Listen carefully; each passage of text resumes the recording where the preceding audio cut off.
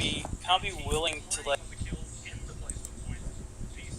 anyone back in, even if it's the likes of LG Divine or Buram. So definitely not sleeping on these teams and not going to give them any opportunity.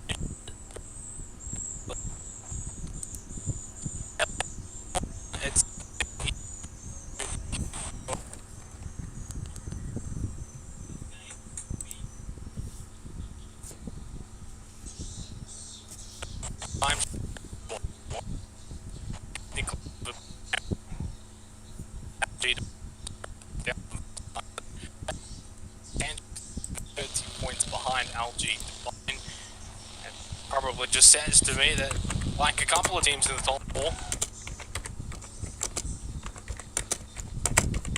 they are taking those placement points in punishing LG. That's really been the difference right now. Obviously, when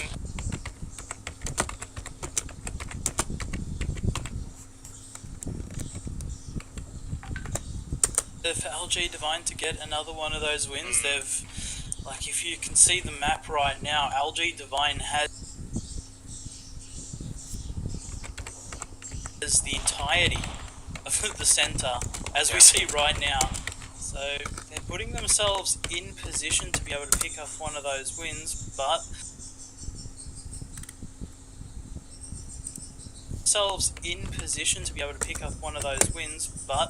knowing PUBG, it's always a little bit random. they're going to be coming into an area that's going to be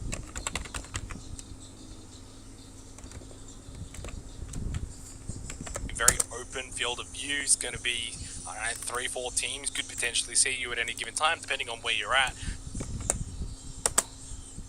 So if you're not getting a good compound around this sort of Severny region, you are going to probably struggle. And as you mentioned, LG Divine, great spot for your spot. Which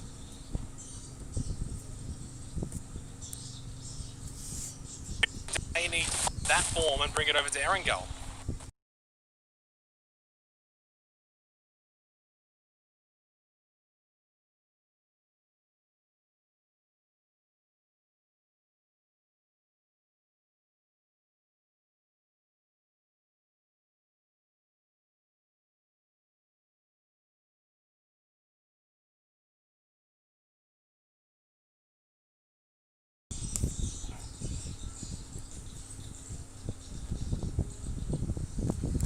Nice mix of the two maps, and could either take that as a big learning experience or just try and hedge your bets on Miramar every time.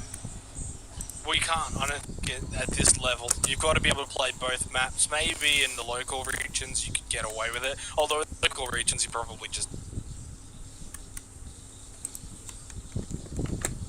adding a little bit anyway, so it's take away that Erangel win, and they probably wouldn't be in top spot.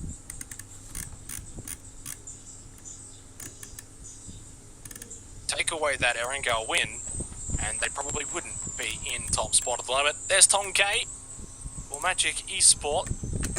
As I've said, it's pretty simple. If he dies, Magic Esport die. There's a lot riding on the guy, and I wouldn't be surprised. I don't want to say it because it sounds different roster. Potentially a team that can compete top 3, top 2, for instance. He's such a talented player. I do think for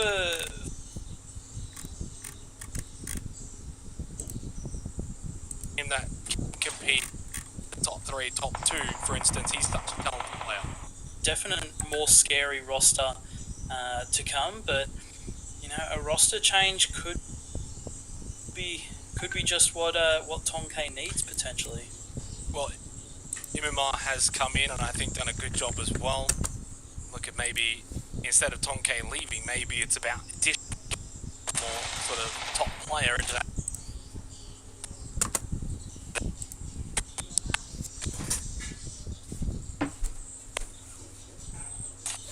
Day for the old fans, their two biggest competitors have just lost a player each. Waikiki Mukau died for few.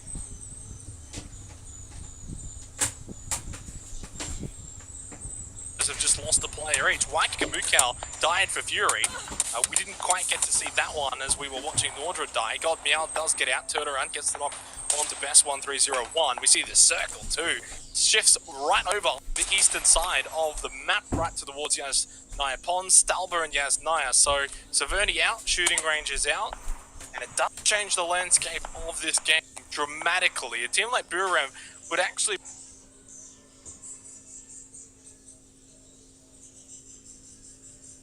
to a nice compound at the moment, so very good for them.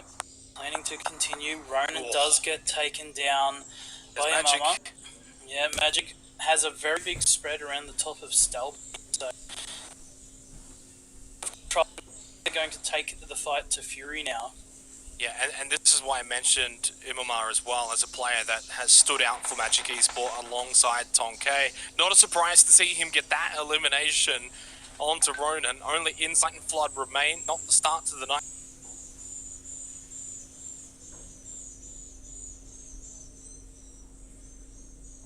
That Fury would have liked, considering they are still 23 points behind LG Divine. They had to just send it away out of here. As Flood looks to regroup with Insight, they can stay alive. They are dead.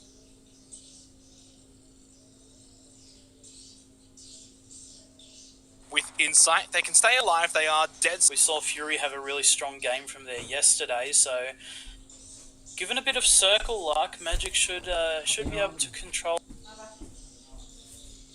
Given a bit of circle luck, Magic should be able to control the majority of the mid of the Stelber Hill.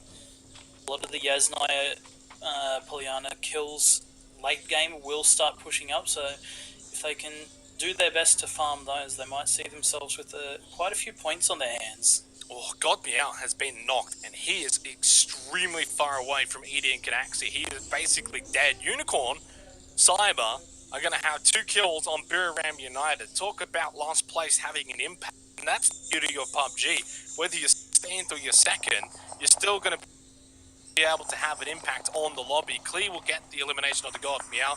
Basil's been eliminated as well for Cerberus, and some of our top teams heavily wounded here for match 1 of the night.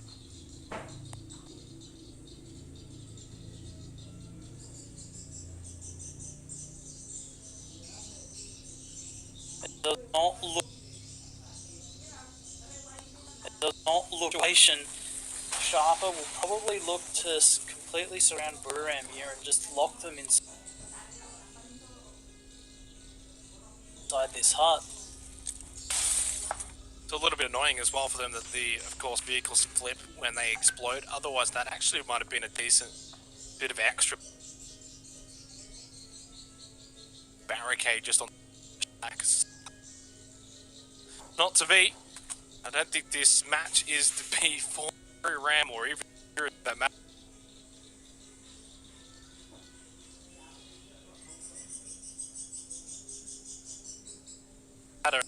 I hate to say it here. This match is to be for Ram or even that matter. I hate to say it here, but this is where LG Divine play morale. You lose a lot of morale when that happens. You have a bad game and then your opponent has a great game. It's horrible. Yeah, but being PUBG, there's not really too much you can do about that, but it's all about how you fight the RNG, how you fight the given situations you have. Because you see the likes of Fury who do have themselves a central position, even though they've lost. Do have themselves a central position, even though they've lost 2 players. We've got Purple Mood as well, looking for positions from the future, still making their way into the circle, and it's not looking too good for them.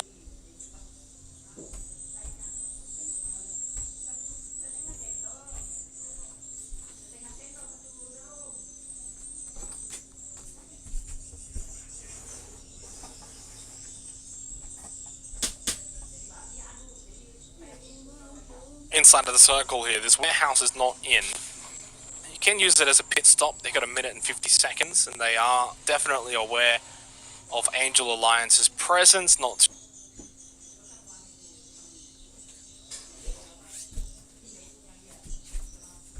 of Angel Alliance's presence, not too far as you just saw. Just actually now seeing them here as you... He won't be bringing too much for Booram here as Sharper is slowly closing in on them at the heart. You know, very close. All up to Edian. Can do a lot of work, but I don't see him getting anything out of this when the mollies and the utility are coming out. Doesn't really stand a chance, and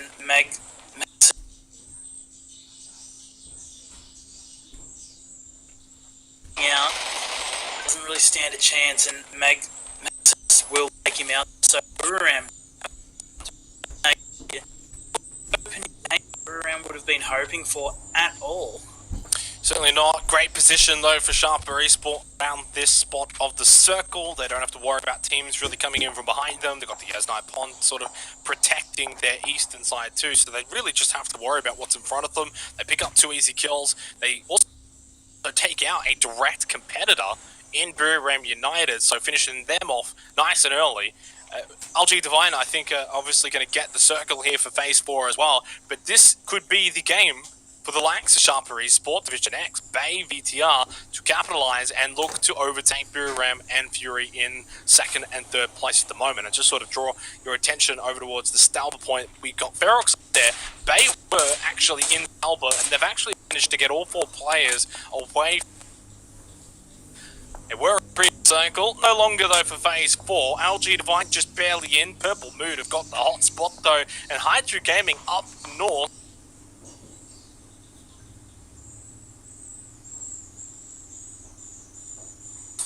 Base Esport once again in the kill feed.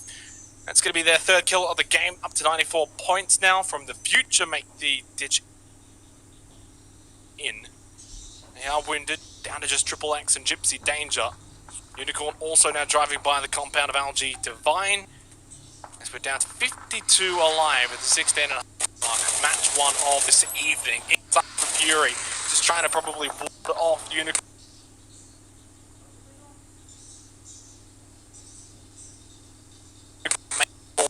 Up Fury, but they are lurking and loitering just above, behind them.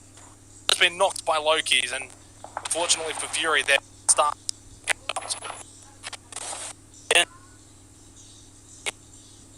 Insight was caught out.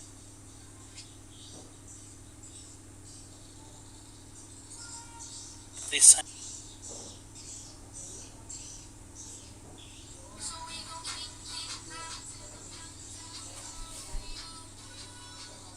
I'm able to get for the teams that are from 4th to 9th, for instance, they can catch up. Angel Alliance though, good stuff. 4 alive, 2 kills, great position. This could be the Erangel game for them, Edge. This definitely could be the Erangel game for them. They've got a nice spot, they've got a lot of freedom at the moment, and they don't really have anyone that's sort of looking to push towards them. Another team that I think this is going to be very, very good for is Sharper Esports, who have lost the two teams above them that they're fighting against, and they've got themselves a nice edge spot where they can just slowly work in and start picking up kills and potentially putting themselves in a nice spot to finish out this game. Victim Rise, they are keeping an eye behind them, but we have, of course, the fortune to know there's no one there. So they're going to have their backs quite safe going towards the back end of phase number 4. Ferox will have day trade coming.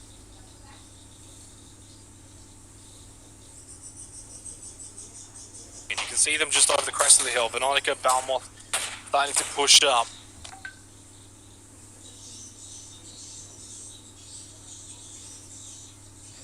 Ferox have to be wary of this. They had an awful day behind at the moment. Look how close Balmoth and Veronica, a rookie error from Ferox is going to be punished. Not one player Edge was checking behind them. That's really unfortunate for Ferox there. They would have been watching the blue for so long and then thought that their back was clear, and Day Trade just played with the blue, pushing up the side of the hill and picking realistically the perfect timing to strike there. So Ferox out in that 14th spot, not the game that they were looking for to start off here. Let's just hope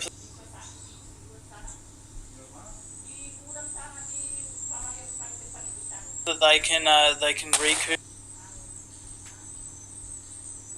Just hope that they can recoup and bring it back for the following games. As we see our 13th team actually go out, which is Unicorn Cyber. Not a good boys either.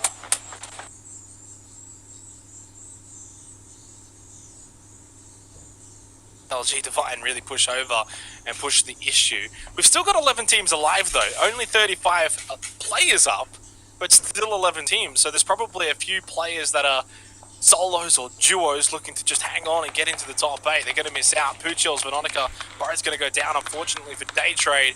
Well, with that circle shift for Fave, it left them in no man's land, and even if Ferox hadn't have been eliminated by Day Trade, they would have been in a similar predicament, to be honest, in the end. Very unkind circle for a lot of teams so far, but not for a few. Hydra Gaming up north, they're looking great. They're holding up north. They're not getting too center circle happy. They're happy to hold the top edge, make sure no teams are coming in behind them. Angel Alliance have still got 3 of their players up center of circle, and Purple Mood as well with 3 players at the only remaining for on to Sulaby, and that's going to be Magic Esport losing a player now down to 3.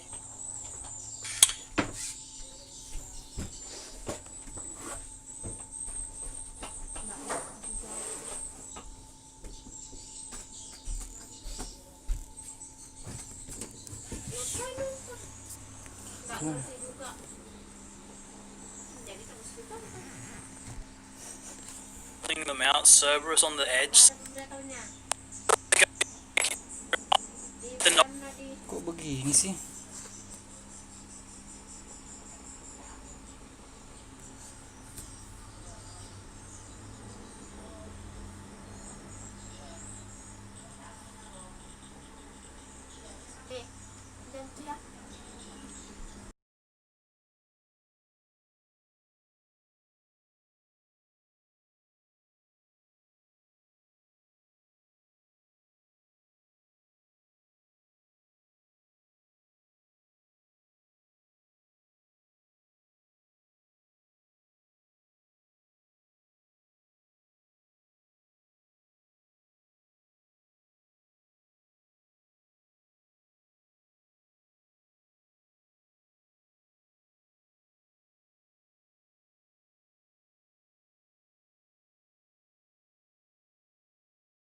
Terima is going to be eliminated by Chibaret.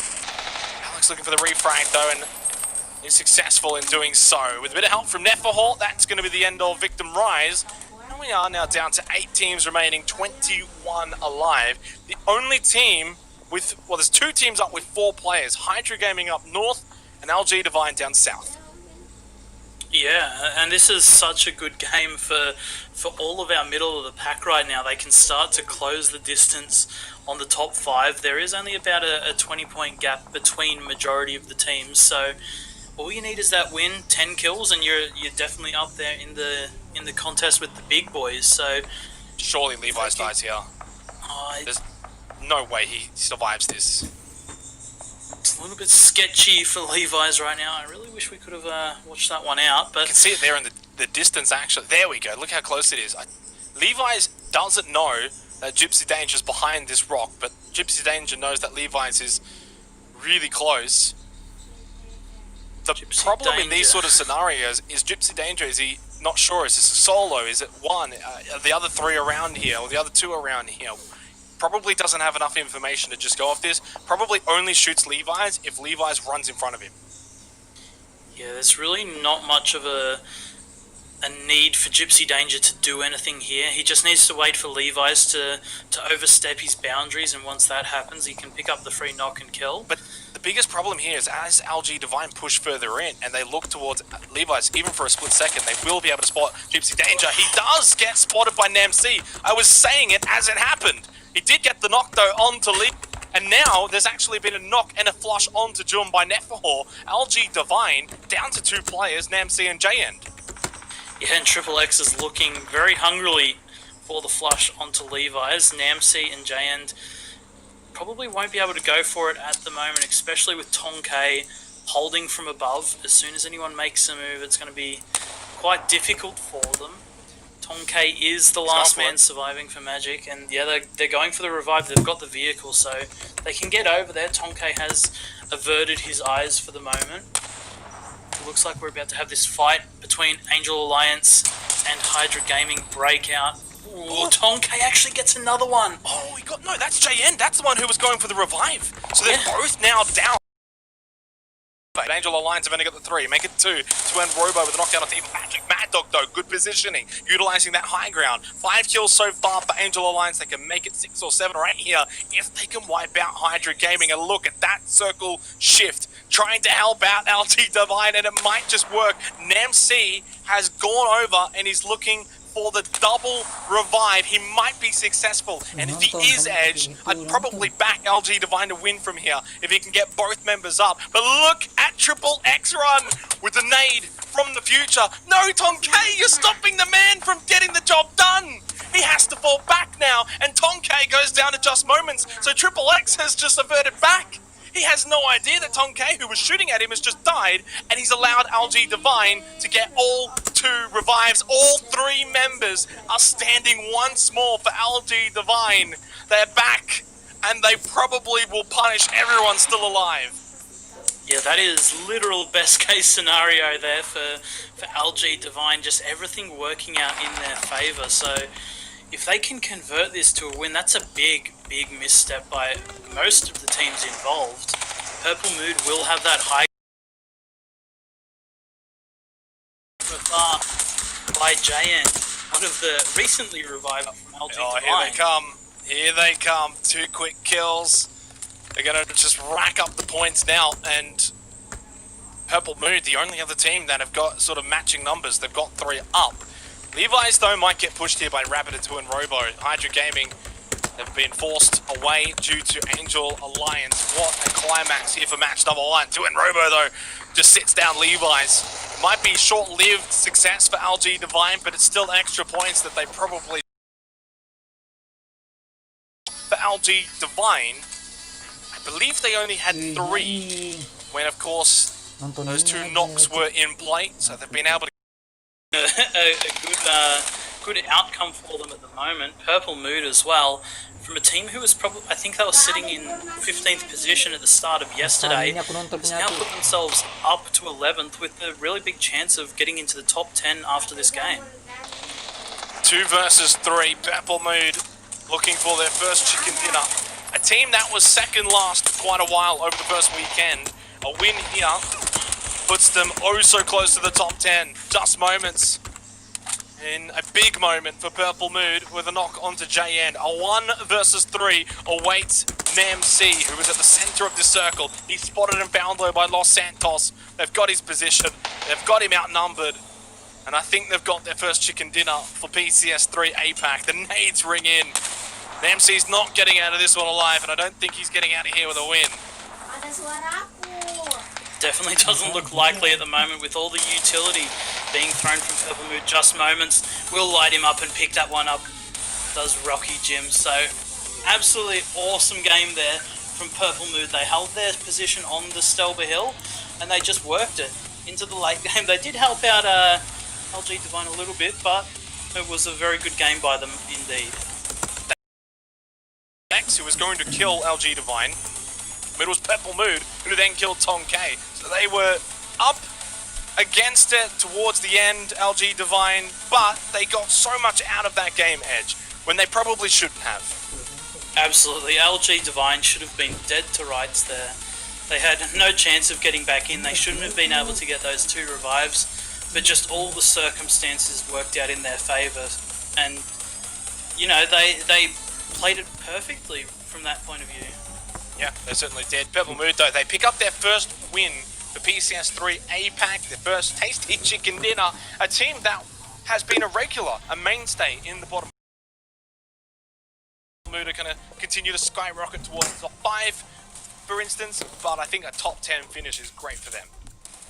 Yeah, absolutely. And that'll be our first team from the bottom half of the leaderboards to pick up a chicken dinner as well. So yeah, Purple Mood ticking all the boxes right now. they certainly are, aren't they? And obviously a couple of teams didn't quite tick many boxes in that game, Buriram and Fury. Yeah, definitely wasn't a solid game by them, but they are teams that... Arena Elites had a couple of kills. Sharper Esport also picked up some decent points. Division X just the 3 points.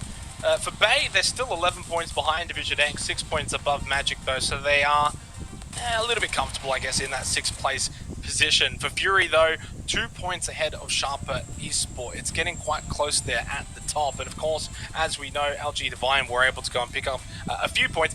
Buriram did get 1 kill. It's a 31 point gap now between first and second, and that further extends out to 35 points to then second place. So we started tonight, Edge, 20 points was the margin, and how quickly things can change in just one game. We've got 3 more, of course, but still, nonetheless, it just shows you cannot be choking games when LG Divine is in this lobby. 12 points. It doesn't take much at all, and the teams like Fury and Buriram, they can't be waiting for LG Divine to have a bad game. They have to be putting it to them every single game, trying to get 1, 2, 3 more points than LG Divine at any possible moment. So then when LG do slip up a little bit, that's when you really capitalize. You've already closed the gap a little bit, and then you just shoot up with one good game. I know that Fury love to tease their fans and cause those heart attacks with those late comebacks, but the last 2 games have been 16th and 15th.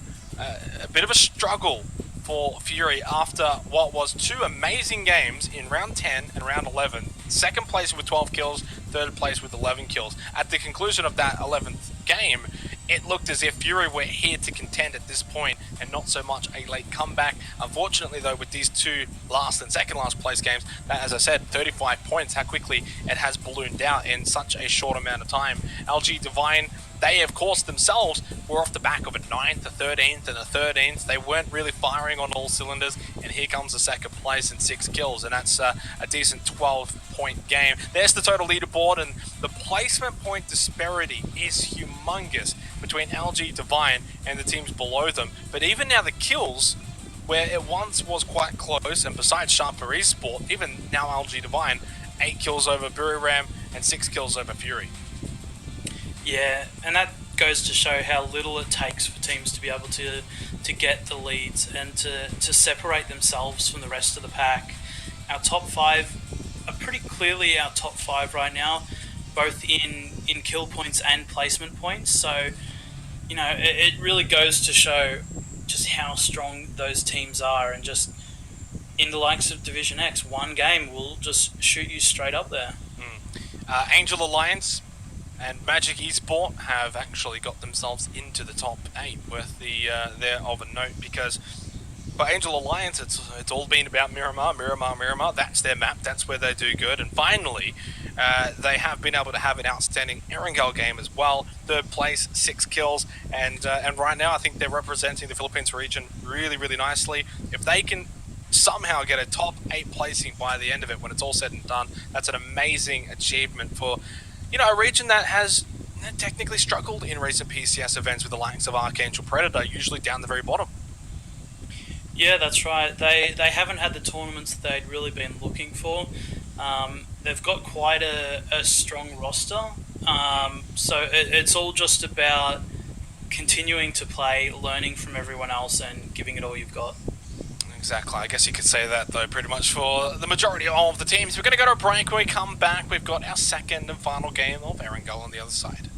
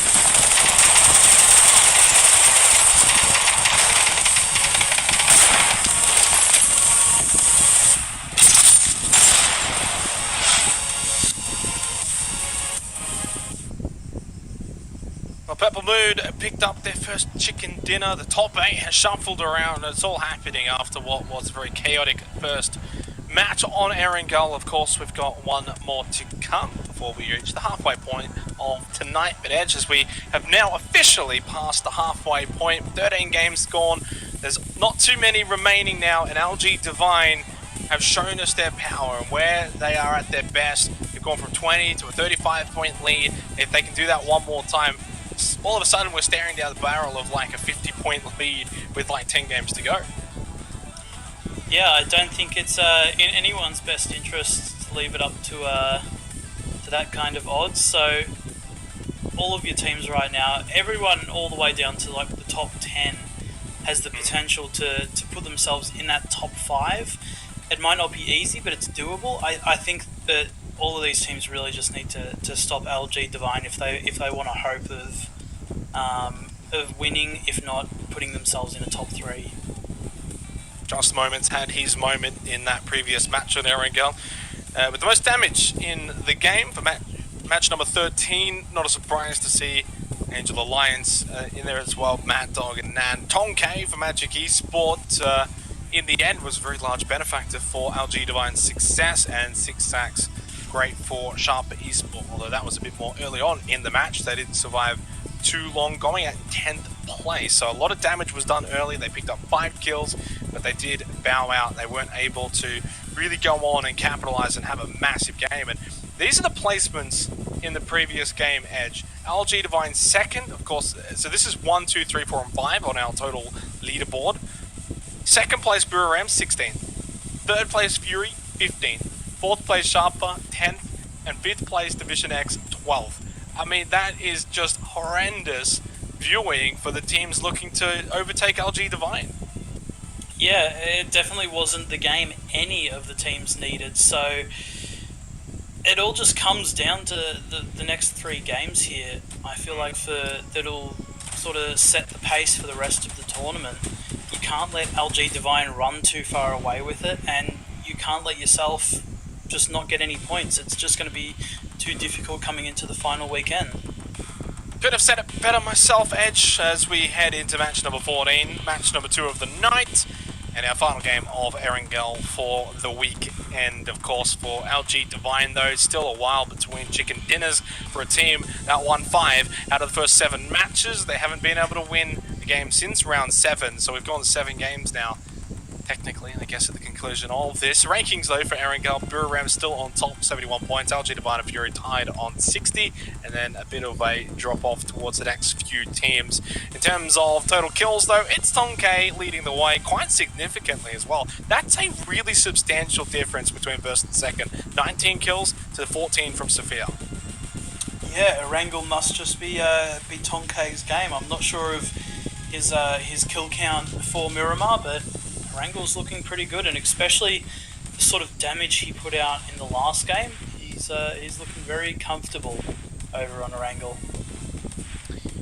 Well, you definitely want to strap yourselves in, and hopefully we've got ourselves a comfortable match here. We had a wacky circle.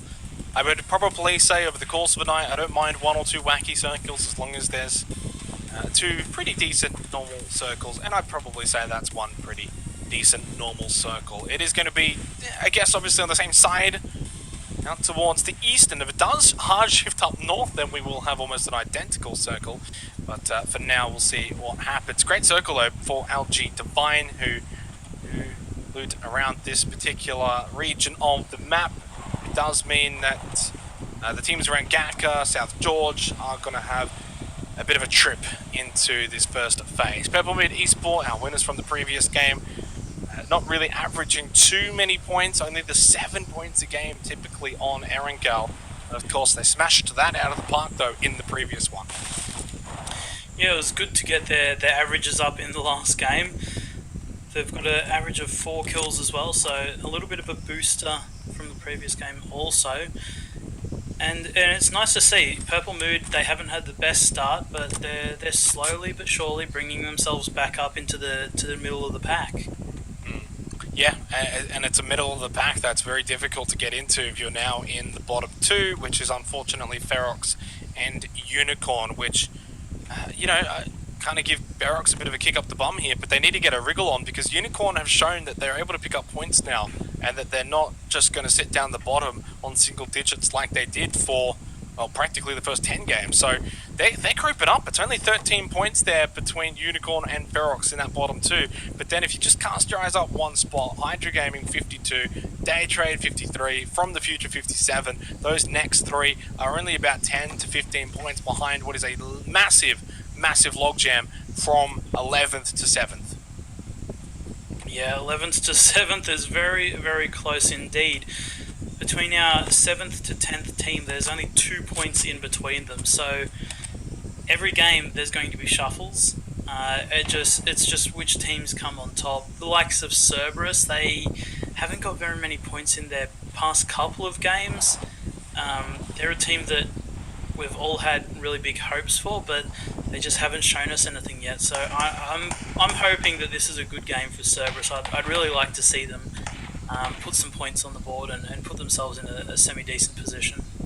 Well, since you're touching on Cerberus, we'll continue it, but they are a team that has, I guess, had inconsistencies throughout pretty much 2020 as a whole.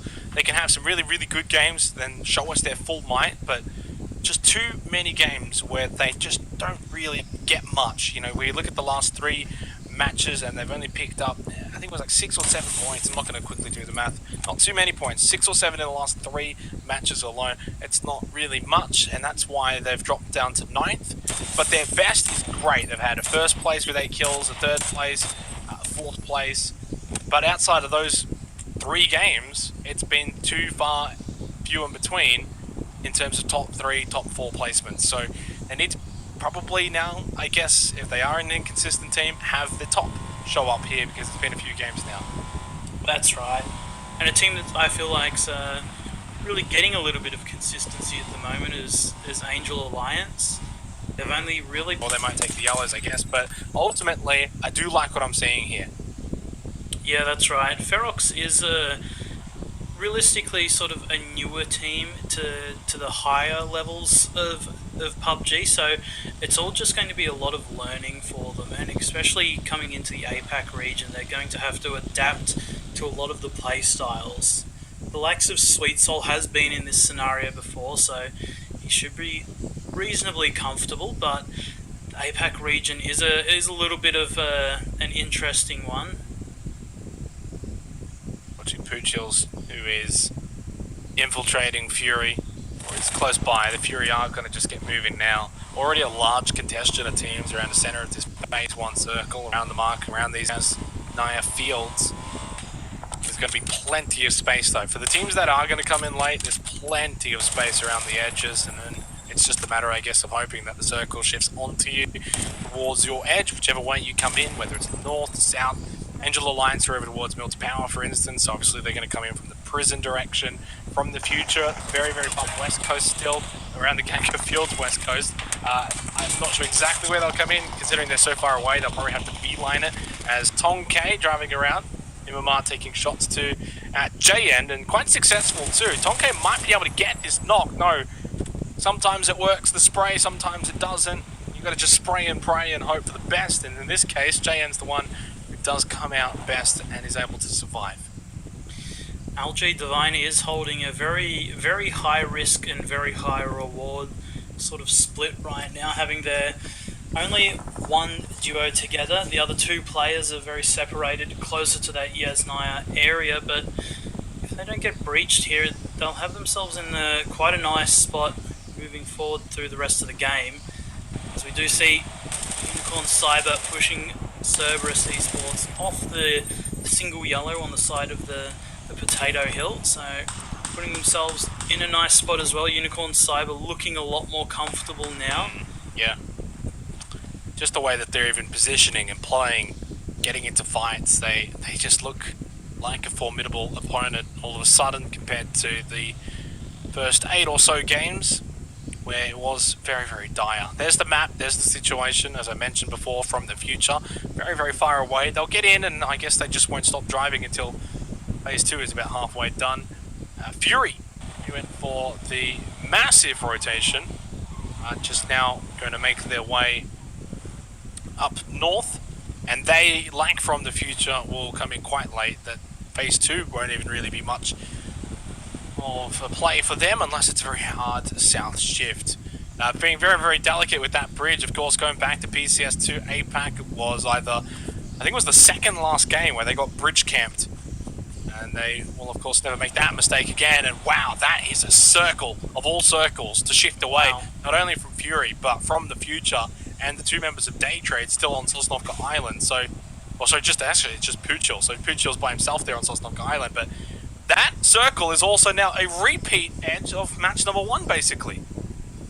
It's looking like it at the moment. This one a little bit more westerly, but a very good circle for Division X at the moment. They've got themselves the vast majority of the zone at the moment, with most of our teams still making that journey to get across the bridge to try and find anything they can possible at the moment. And putting some shots over towards the rotators, and Victim Rise actually picking up one onto Monty. So Ferox, again, not the greatest start. Monty, the first player to go down out of our 64. And look at the teams that are 7th to 10th on the leaderboard. 74, and then 73, 73, and 73. Incredible how close that is. Long K sitting on top of this shack. He's going to just be sent back down. Fury, of course, have got a drive ahead of them. I'm not sure if they're going to be able to get north of the Azzy Pond. Sweet Soul with a seat holder with a seat swap on a Jukesy. Sit down, buddy. And he'll run him over, or at least attempt to. In fact, didn't quite. Did better with the seat swap. He goes for it again, and well, why not? That was a great seat swap onto Jukesy. Bay down to 3 players, and maybe that just could be a confidence booster for not just Sweet Soul but Ferox as a whole. Although maybe a short-lived one, because they're driving right into Division X Gaming. Long K with a bit of damage on the Sweet Soul. I'm surprised he didn't. But they're driving a little bit too much for comfort. Sweet Soul does get a little bit of a bump there from Bren, but will be able to heal up. They've got themselves a position in the zone. It is very central, but after the phase 4 shift taking out the water, they will probably see themselves on the edge of the zone. So they would have tried to find anything a little bit deeper to the north. Fury, of course, have not stopped driving this whole time, and now they have made it to Roshawk Hill where they can have a bit of a break. Had it kept going, although it is a bit of a logjam around that Roshawk Bridge, but looking around shooting range, the quads south of Severny, at the crossroads, I mean, all open territory here for what's most likely going to be a circle, whether it's phase 3, but then definitely will be phase 4. You would think that should be, by the end of it, all said and done, around the position that we saw for match 1. What's going to happen for phase 4, because then that pond would be basically center of the circle. Yeah, if this is a southeast shift, this would be one of the most hectic games I think we'll have, probably all PCS, with every team trying to shuffle to get back onto that southern side. It would just be absolutely chaotic, but it's very rare to see it sort of swing towards the water. Even though it's not the land ratio shift, it does generally sort of try and avoid that. Yeah, it usually gets the job done for phase 4, and there's the evidence to that quote. So phase number 3 has shown itself. Phase number 4, you would think because of the water, he's going to actually still continue to shift, at least keeping Division X in that position, and we now do end up basically in the same spot as match number 1. A repeat on our hands. 2 wacky circles in 2 games. How about that for Erangel? Mad Dog, though, creeping closer towards Cerberus. Neil Patrick has been knocked elsewhere. There's one down at the moment for Cerberus. Making a semi-breach here. It's only Kamals, the other members of Victim Rise, not at the compound. Denfos driving on in, though. He does get here quite late. Might just allow Flood to get some free damage in. Maybe even the knock doesn't quite confirm it. Only the one nade throws it out aggressively and early. The bounce back, but they can get inside, close the door, avoid all of that damage. But Fury now know there's 2 players inside this building. As they elect to push in, they probably don't want to hang out outside too long, because those 2 members of VTR will be looking to engage from a distance. Yeah, and it looks like VTR are sending over more reinforcements now, with Chibrit starting to drive up onto the hill. Fury really need to get this fight over and done with as soon as possible. The longer it goes, the worse it'll be. But inside gets one, Ronan gets the other. And they've done it. They've cleaned up the two members as fast as they needed to. They just need to regroup themselves, worry about what's on the edge. They actually get some nice damage as well off onto Chibrit, so Fury's to the attic, as apparently Cerberus Esports have been eliminated. We might have put the Mozzie on the edge because we spoke about them in the pre-show. Thought maybe this is where their inconsistencies turn around after 3-4 poor performances. Will now make it 4-5 poor performances in a row. They continue to drop down, now into 10th. They could get overtaken by Purple Mood when it's all said and done. Levi's with a neat little trick as he reverses his way to the center of the circle. Yeah, missing that rear tyre. It's a little bit slippery, so reversing maybe the easier way to drive at the moment for Levi's. Divine has once again found themselves in the dead center of the.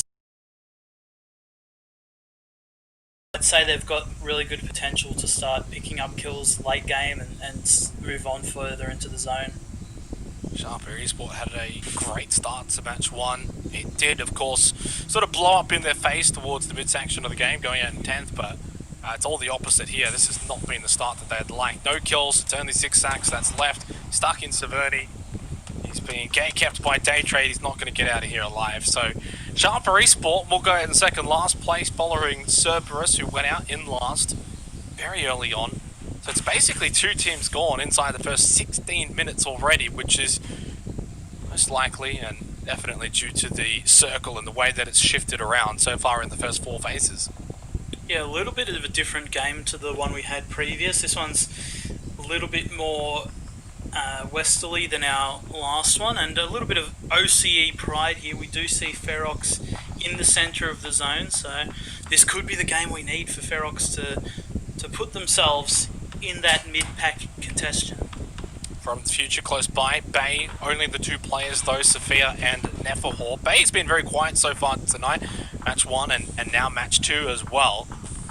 So we saw Juicy get seat swapped before, as Chibrit does the twirl of death. I call it the twirl of death, Edge, because usually once you start twirling around, you end up just dying. Tonight, as Unicorn make their move and their mad dash. In fact, they're very, very close to From the Future.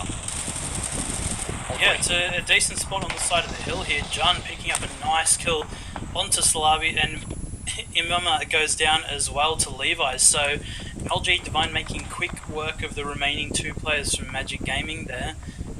And Unicorn Cyber might be, they should be able to get the res here. They shouldn't really have too much of an issue, but they are very close to From the Future here.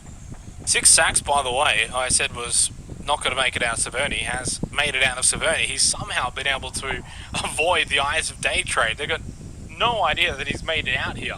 They're still hugging and watching that blue, expecting him to start running out, but he's already ahead of them and to the south too. So credit to 6 sacks. Although now that I've mentioned it, I'm kind of expecting him to just get domed somewhere along the line, as Ronan's been knocked but will be safely revived. There's a bit of a crest here in the terrain. 3 kills for Fury so far, as they crack triple digits, 35 points behind LG Divine, 1 point behind Buriram United, and of course looking to stay above Sharper Esport and Division X. Those 2 teams climbing ever closer, although I'm not sure Sharper will be able to get much more this game, only with the solo remaining. 40 seconds until phase number 4. They're on the edge, out towards the east, and this is where they do their best work. They'll push up one way, it's either north or south, we'll see which way they go, and then they'll just start claiming teams and finding kills. Yeah, this is absolutely where they thrive. And as we see Canaxi, we go over to him for a split second and he's already hitting shots towards Hydra Gaming. Once they get comfortable, they'll probably start swinging around the side of the hills here, looking to clean out around teams like Purple Mood, pick up some things onto Hydra. And they're definitely a very capable team of it. That circle, though, does not favour them, and they're going to have to work quickly against Hydra Gaming here if they're actually going to want to move into the zone. It's great for From the Future. Unicorn, well placed too for phase 5. Ferox, we mentioned them before, they will remain in a decent spot too. Fury have to make the dash in, and well, this could go really, really badly if they can't get past LG Divine unscathed. If they can, Flood just copped one to the face as well, and that little shack will have to hold 3 green men. 3 kills, but they're inside of the circle. If no teams push on this, then they can kind of push out late game, surround the area, put a couple of smokes out, but look how open it is. Yeah, this is honestly the best result that Fury could have hoped for in this situation, other than taking a direct breach. Losing insight, only 1 player and keeping 3 alive in this central hut is pretty much as good as it gets for them right now. They'll get themselves potentially into that top 8 where they can start getting placement points. Well, it's not looking good now for LG Divine. They've just lost 2 players very quickly. Levi's and Jun, the last 2 currently standing. And they're only just inside of the circle. Not a great position either. They have, though, fortunately, had a couple of kills already. So points still gained. Berry Ram, those are just starting to click here. 3 kills. They did lose. Have pushed right up north, and they are cleaning day trade. They are not leaving a stone unturned as they push up north. Purple Mood push over to the bunkers here as Bay are going to be eliminated in 13th position. It was only the duo of Sophia and Nepal. There goes Belmont, there goes Poochills and Angel Alliance. There they go, they're into 7th now.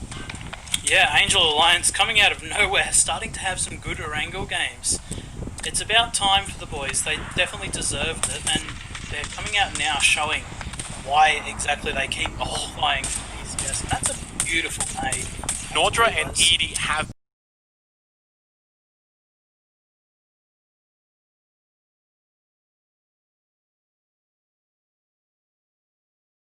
Blight starting to find a few kills. That phase 5 circle shift was too much, and even the best teams are going to find it tough from how far away they were from that shift. And once again, LG Diviner are able to stay alive and maybe get these revived. Jun is just getting tagged up though. A bunch has to stick it now, and unfortunately does pay the ultimate price for trying to stick it. Unicorn don't get the kill. It was Tuan Robo who got the double there. Sharper Aragon, 6 sacks, couldn't quite find a placement point, didn't get any kills as a solo. We're down to 9 teams, 22 minutes gone, 28 alive for our final game of Erangel tonight.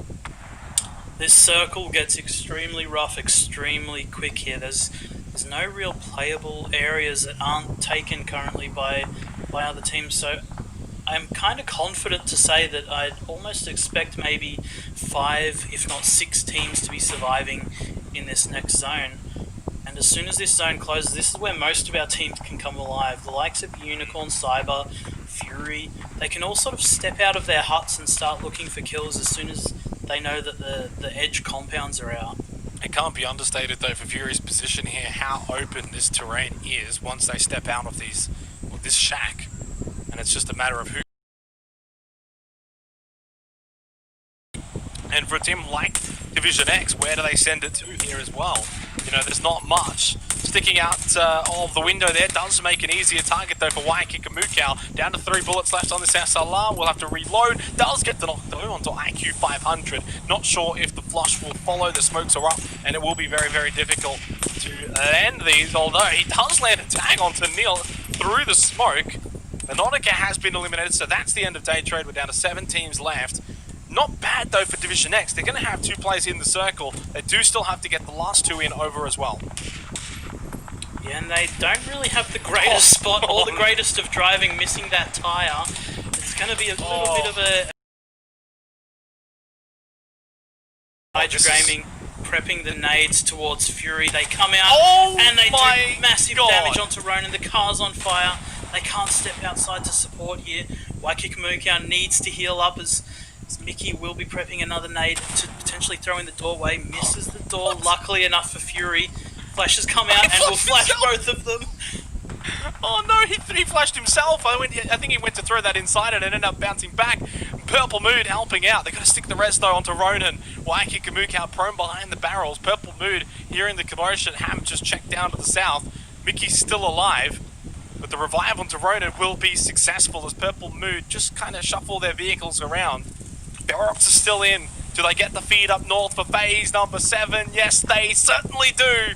Well, Ferox from the future, Unicorn, Division X, all going to have to move into the circle. And for Purple Mood Edge, they're looking for back-to-back chicken dinners. And if they can get it, they'll be into the top 10. They get a great circle too. Waikiki Mukau just starting to push out. He's been out and about as the other 2 have been stuck inside of the shack. Landing those tags so quickly on the boss sense. Doesn't get the knock, doesn't get the opportunity to push away. But at the very least, Mickey has been eliminated. Hydra Gaming are out. 6 teams left, 19 alive. Yeah, 19 alive, and we've still got a couple of full teams here. We've got the likes of From the Future still with that 4-man, and I believe Unicorn Cyber as well. So Unicorn Cyber could pick themselves up some much needed points. They've got themselves the heart. They don't have the zone, but if they can choose their timing right and pick off Division X, they might be able to find themselves an avenue into the next circle.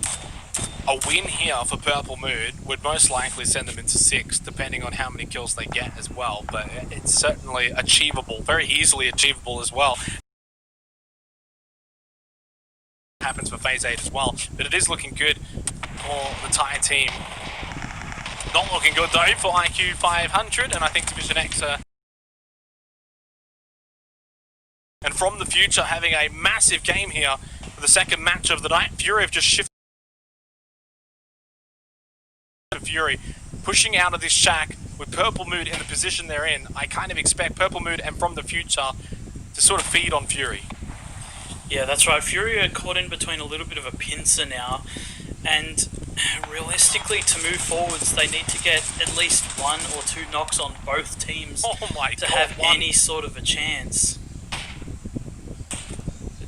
And Mip and Zuzu picks up Waikiki, so the res should come out. They still do have that hut. We have our next circle which just centralizes up. From the Future doesn't have too far to go. Ferox still in the zone, and likewise of Purple Mood. We're in with a nice knock and kill onto Triple X. So if Ferox starts position of Ferox, and really now with this Phase 8 circle, and obviously then for Phase 9, they can see everything around them. I'll put the Mozzie on them. They really should be winning from here. I think Ferox. I think From the Future, Purple Mood should be able to deal with Fury, but then from there, it's all down to Ferox to win from this position. They've got 4 kills as well. It's a pretty decent amount, because they can very easily get another 4 to 6 kills towards the end here. And suddenly an 8 to 10 kill win is great for a team that's just been struggling as of recently, especially after what was a 29-point day on that day number 2. And as expected, really, and why we kind of kept harping on about it, the gap to LG Divine by 5, so 35 down to 30, and as I said, it's a second, so it's something, and it's a good bit of form, well played.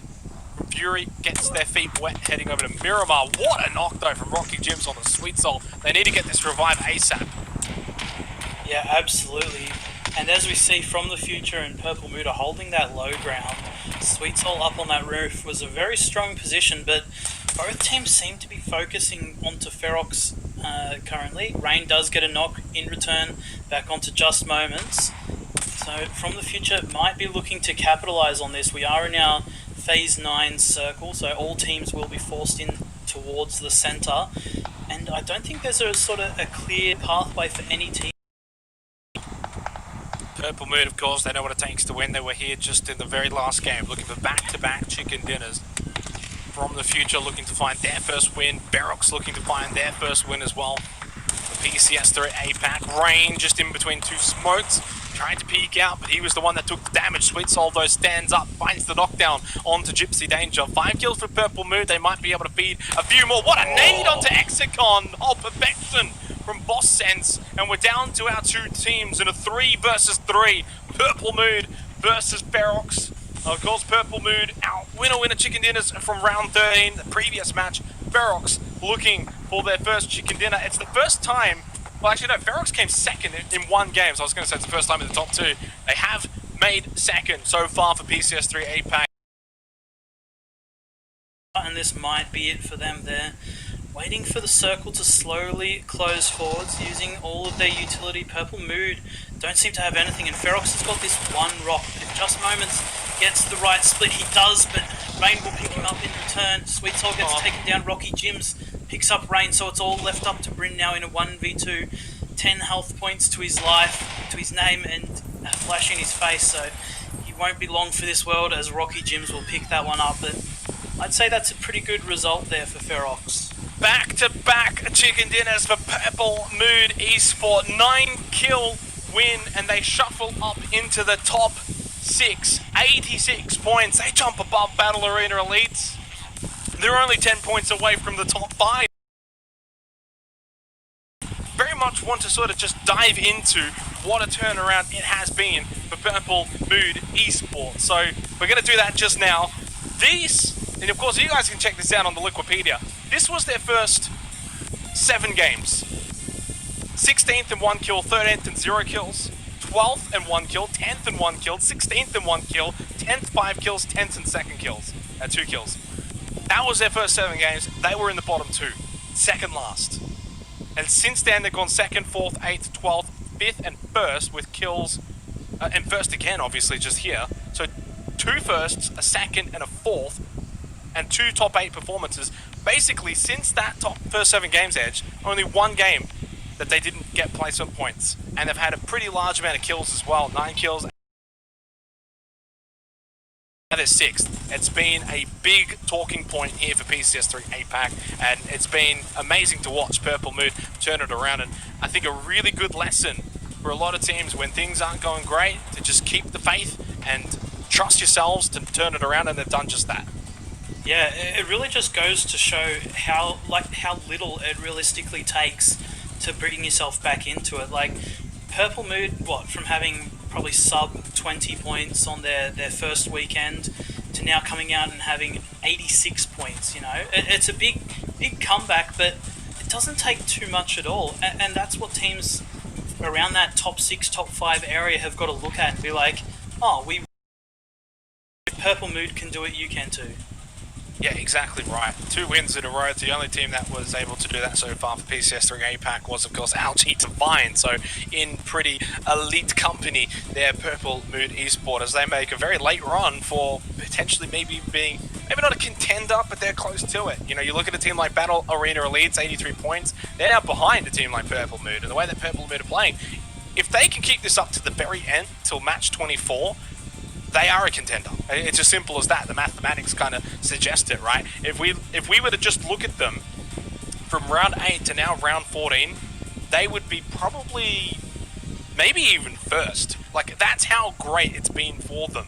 Huge turnaround, 19 points this game.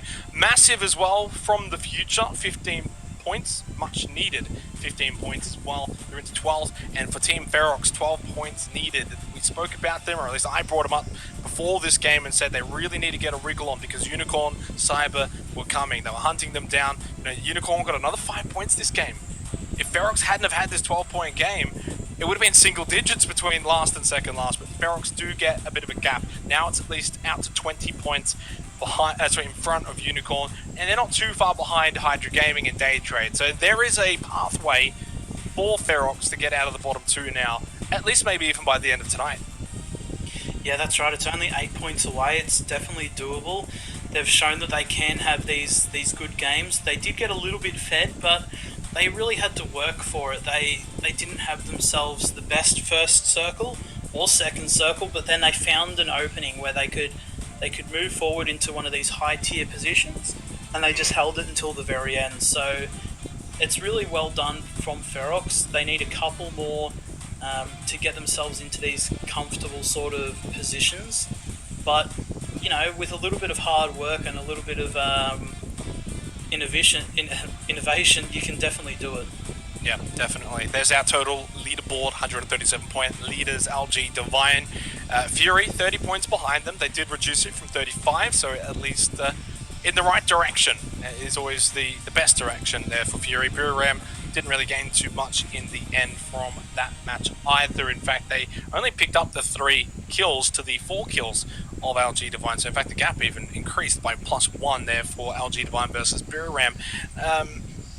We head to Miramar. These 2 games super important, Edge, because one thing that's on my mind now is the gap from first plays LG Divine to teams like Battle Arena Elites, Cerberus, Magic. It's now out to like 50-something points, and the number of games that are remaining is starting to dwindle. So with these 2 games coming up, it's so imperative for teams like Bay just get back on that winning track. We're going to go to a break. When we come back, we switch over to Miramar, and quite a few teams need to pick up the pieces.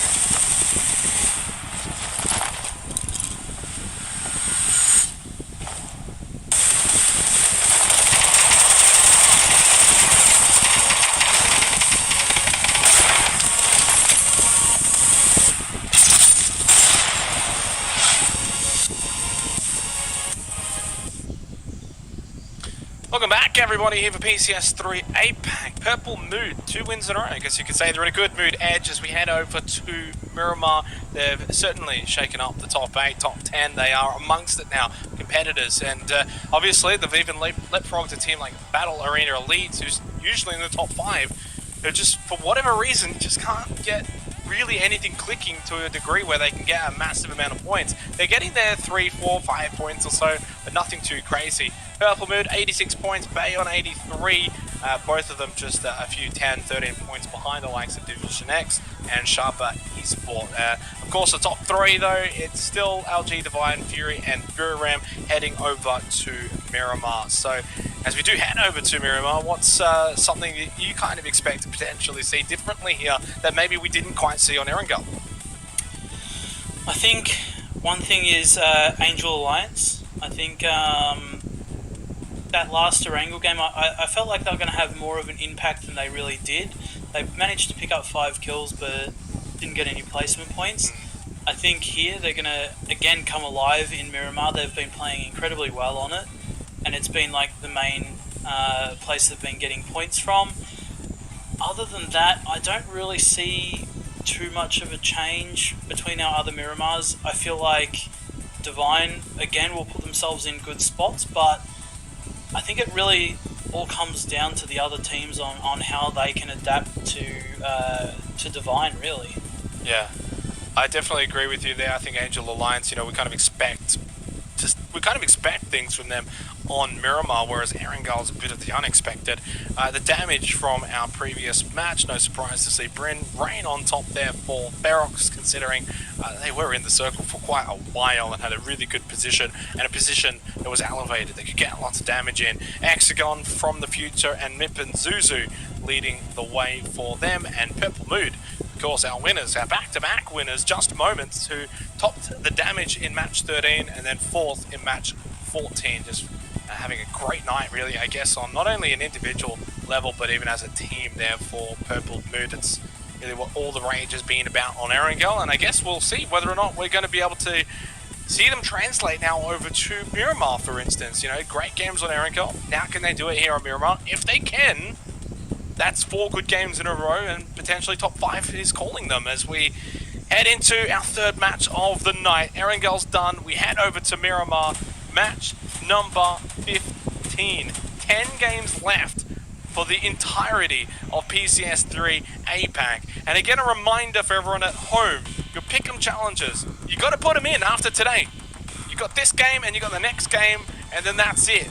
Then you got to go off that leaderboard when you put your pick'ems in. Right now, LG Divine, very much a safe bet, no surprise. Fury, BUKAN are the main 2 contenders after that. But of course, still 2 games to go. Who knows? Maybe, Edge, this could be the 2 games that Fury and BUKAN reduce the gap to basically nothing. That's right, but for Fury, they haven't really had the best of Miramars. As we see, their top 5 for Miramar, 38 points, but whereas LG Divine, 73 points, that's a lot of points to catch up, and it's the same with BUKAN as well. Their Miramars really haven't been up to standard as of yet, but we know from the past that they can have those very, very big Miramar games. Another team that hasn't done so well on Miramar, that has been in the spotlight, Purple Mood, 14th, but only 14th position with only 18 points. But obviously have got some form coming into these Miramar games, so maybe they can turn it around. It just shows you how much they've been able to achieve on Erangel, and mostly really just over the last couple of games more than anything. So they will have to bring that Erangel form over to Miramar if they are going to continue to climb up into the top 5. Otherwise, if they can't and they continue to struggle here on Miramar, then I think that stay at the top is going to be short-lived, as of course Tonke, why not? Why wouldn't it be on Tonke to look to get some early shots in? Phase 1 does not really do too much, pretty normal. Oh my goodness, Algin Potts gets the knock onto Belmoth. Well, that's one that you try and it maybe takes you the entire year, but you finally get one. I don't even know if they're going to be able to pick up the flush onto this one, as Poochie's very, very close by, but Algin Bots is also just as close, so whether they can field the push or just leave him to bleed out here. Yeah, it's almost like you just shoot for the sake of it, and now that he's got the knock, it's like, oh, what now what? Now what do I do with it? What was the point of that? I guess it just also kind of staggers day trade a little bit, but Ultrabots, I think, didn't really have, you know, a full contingency plan to getting the knock. It's just probably something you do instinctively as a player. You see someone parachuting late, take some shots, but you're not really kind of expecting that you're going to get the down.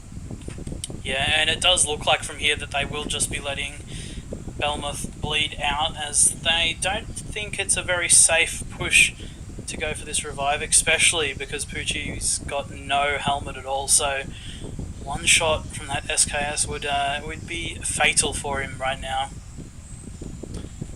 Obviously, for Day Trade, it has not been a good PCS event. They've been decent throughout PCS1, PCS2, unfortunately PCS3 and final one for the year, they are pretty much stuck in the bottom 4. It's only, you know, 15 or so points plus to get further above and out of the bottom 4, but when you're on 58 points out of the 14 games played, they're not really ranking up the numbers and to a point where you expect them to go and make up, say, 20 points or so in 1 or 2 games as we continue to fly over Day Trade here. These teams aren't even actually in the circle. In fact, they're probably the furthest away, out west to Al Pozo. We transition over to Waikiki-Kamuka. I think he's going to die here. Oh, he's got spidey sensors. Moves away from Basil. Must have seen him at the fuel tank, surely. I think for Waikiki-Kamuka here, he was actually scouting out the warehouse currently to his left to see if there was anyone.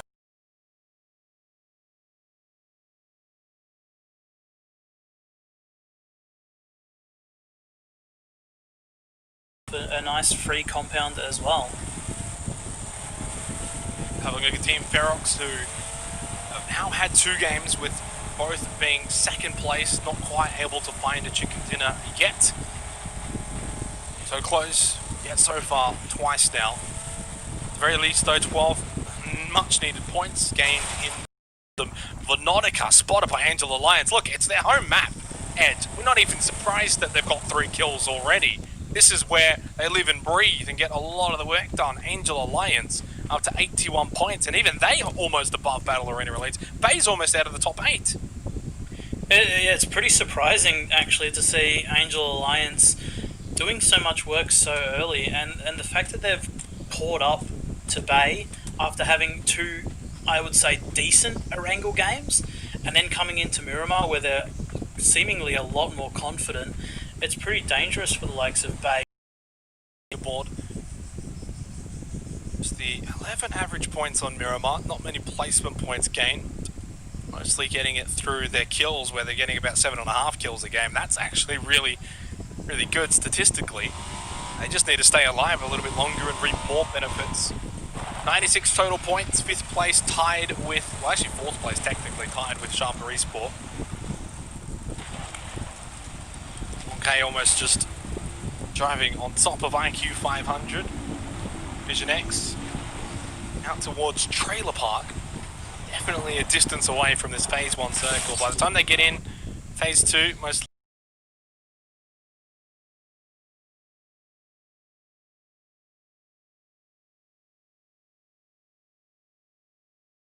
spot Mip and Zuzu push into the Chachira Graveyard. Everyone else is situated nicely. Nepahor's going to die here. It's pretty stock standard. If a player's above you, they get that advantage. They're going to be shooting at your head. You're going to be shooting points, and they've been in good form the last few games. Yeah, this seems to be our mid of the pack competition at the moment, from our 9th to 12th place. 73 points. They always seem to be matching, even on the previous game. So it'll be a little bit of an in-house competition between the 4 of them to see who comes out on top at the end of the tournament. Hopefully they can gather some points to maybe gain their way towards that top 6. It's definitely not out of reach, and we've seen it before and we'll see it again. Teams can easily make up that difference. Landslide now, you would think, for LG Divine, as time is running out for, of course, the choices. How many games you've got left, most would probably feel comfortable. The really 9,000 IQ people, though, would still be waiting just to see how these last 2 games play out before submitting their choices. 1 minute till phase number 2, and there is the percentages. LG Divine heavily in front tonight on Miramar. I would expect to see that percentages rise. Absolutely, but at this point, I'd say those pick'ems, apart from our second place being Unicorn Cyber, I think they're very warranted at the moment. If you're looking at this from any perspective, LG Divine is definitely the safe pick, but that's not to say that they can't be caught up to, because we've seen it from... Reaching the 9-minute mark, that's going to be phase number 2, and that's going to be a hard shift out west on top of Mikado Power Grid. And I say it time and time again, PUBG likes to do it, but it's a landscape changer. This is going to change a lot for the remainder of this game. The Power Grid mountainous region as well, very elevated over Picardo, and for Division X Gaming coming in late on the west side of that, they are going to be able to be in quite a significant position due to the way the circle has shifted. So for a team coming in quite late, Edge, they're getting a very good circle. Yeah, that's right, and the likes of Sharper Esports have actually started coming alive. We haven't seen that much of them over the Erangels, but they've already picked up, I believe, 2 kills, so a good start for them. They do have that southern area, and King Silver's in a decent spot, but Buriram potentially trying to gatekeep whatever they can of LG Divine on their journey into the circle.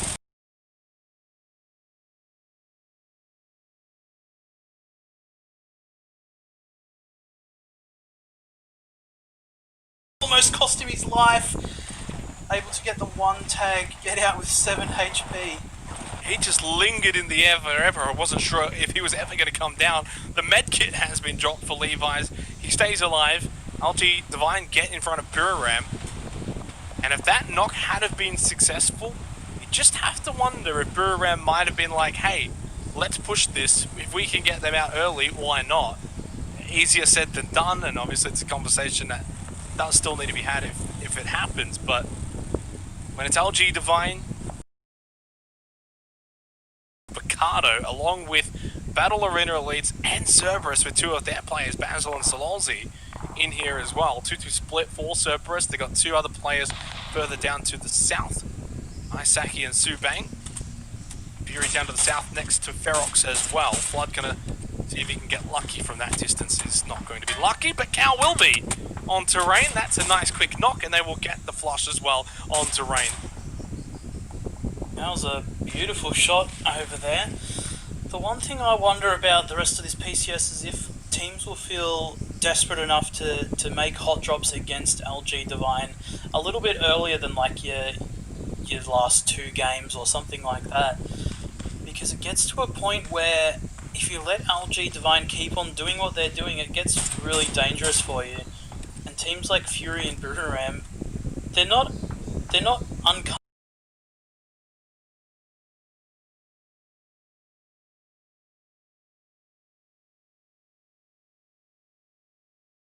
Conversation to have. Not sure if we'll probably see any hot dropping at this point. 25 seconds until phase number 3. Angel Alliance pretty happy to just play the edge of circle out west. They've already picked up 3 kills. I mean, in terms of early game, that's job done. Now they're just going to get to the mid game. They're going to probably hope, though, for another western shift because they're quite far out to the west. Just to the southeast of Monte Nuevo. Vision X holding the mountains around Power Grid. Victim Rise with a great 2-2 split. Well, we go from west, now we go to east. Graveyard's still in from the future with a 2-2 split. They'll probably bring Gypsy Danger at Hexagon back over to Mip and Zuzu and Triple X.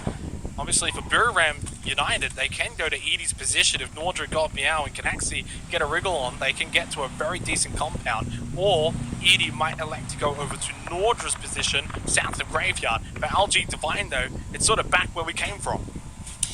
Yeah, LG Divine a little bit unlucky that they did rotate fully past this spot, but the bigger decision here is what Buriram does, because... Do they do the 2-2 split?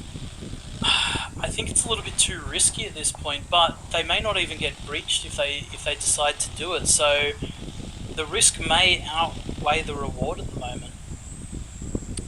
What I can see, it looks like that's the play.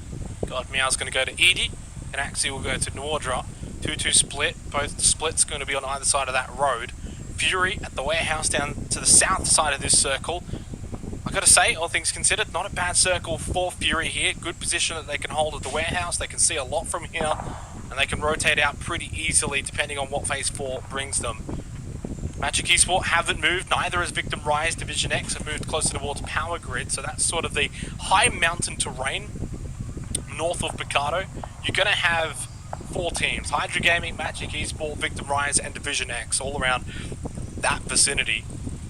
And I don't sense any of those teams are going to want to send it down the hill onto the compound of BUKAN. So BUKAN should be pretty safe here with this 2-2 split. Flood finds a knock. Don't think he's going to find the elimination. Load here, 1 bullet is all he needs and he doesn't decide to go for it. I would imagine he could see the head. Sometimes, of course, there's the smoke glitch with the observing, but it looked as if he could see the head sticking out. Maximus has been knocked. Ferox getting involved outside of the circle against Sharper Esports. They're the ones being gate-kept, but they're the ones who found the knock. They need to push either not onto the fight, but at least away from this vicinity, get into the circle as we shift over to Victim Rise and Division X over towards the south Power Grid region at the top of the hill, north of Picado. Phase 3 ending in 30 seconds. Long K goes down to Long K's Molotov. Sometimes it do be like that. You run into your own molly, and it makes it very easy for Victim Rise to win this fight. Division X are just falling one by one like flies. That Boss has that nade, cycling it over to the AK, back to the nade. He's not sure what he wants to do. The flash goes out from Samoy as the smoke does dissipate. He can now finish off Long K and Neil. IQ 500 knocked by Gibberit, and Division X down to just 1 player left. A horrible affair. Gibberit trying to finish him off with the pan, does so in the end onto IQ 500. Missed it the first time, got it the second time, and Fergus is the last one alive for Division X. Yeah, definitely don't want to waste those bullets if you can avoid it, and knowing that Fergus is so far away, there's... I don't think it has anything that to is stop. Genfos, but he will...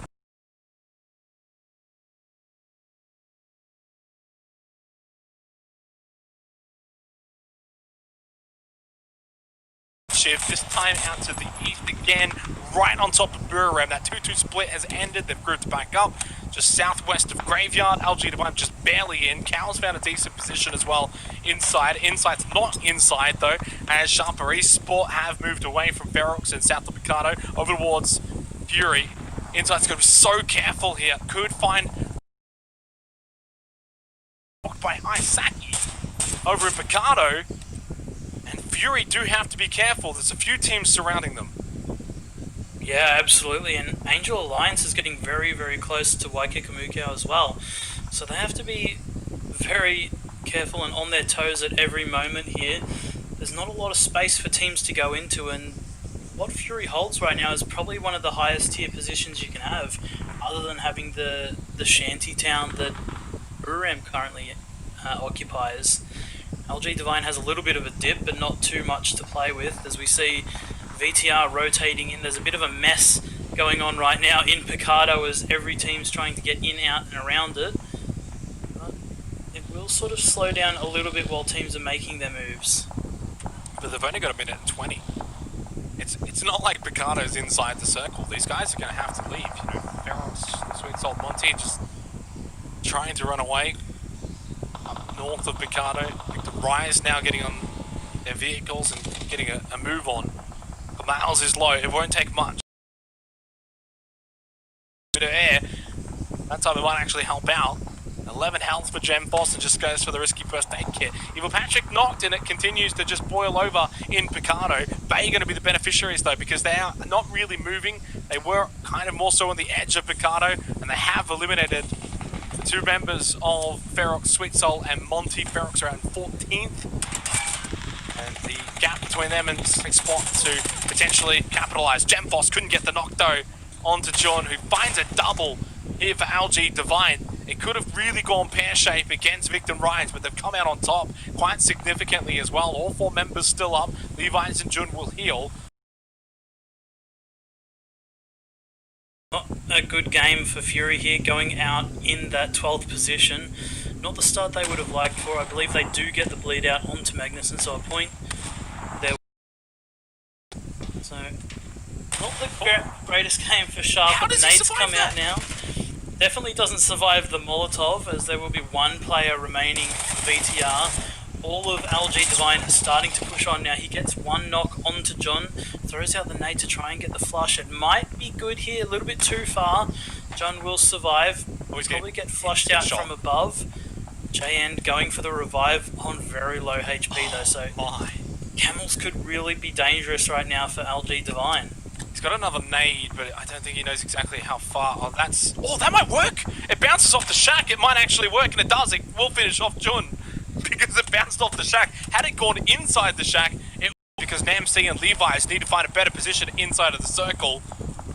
Well, Fury are out. They didn't gain too much. They did find a few kills actually from beyond the grave. I think 2 kills they got from bleed outs. JN actually is going to be saved by Levi's.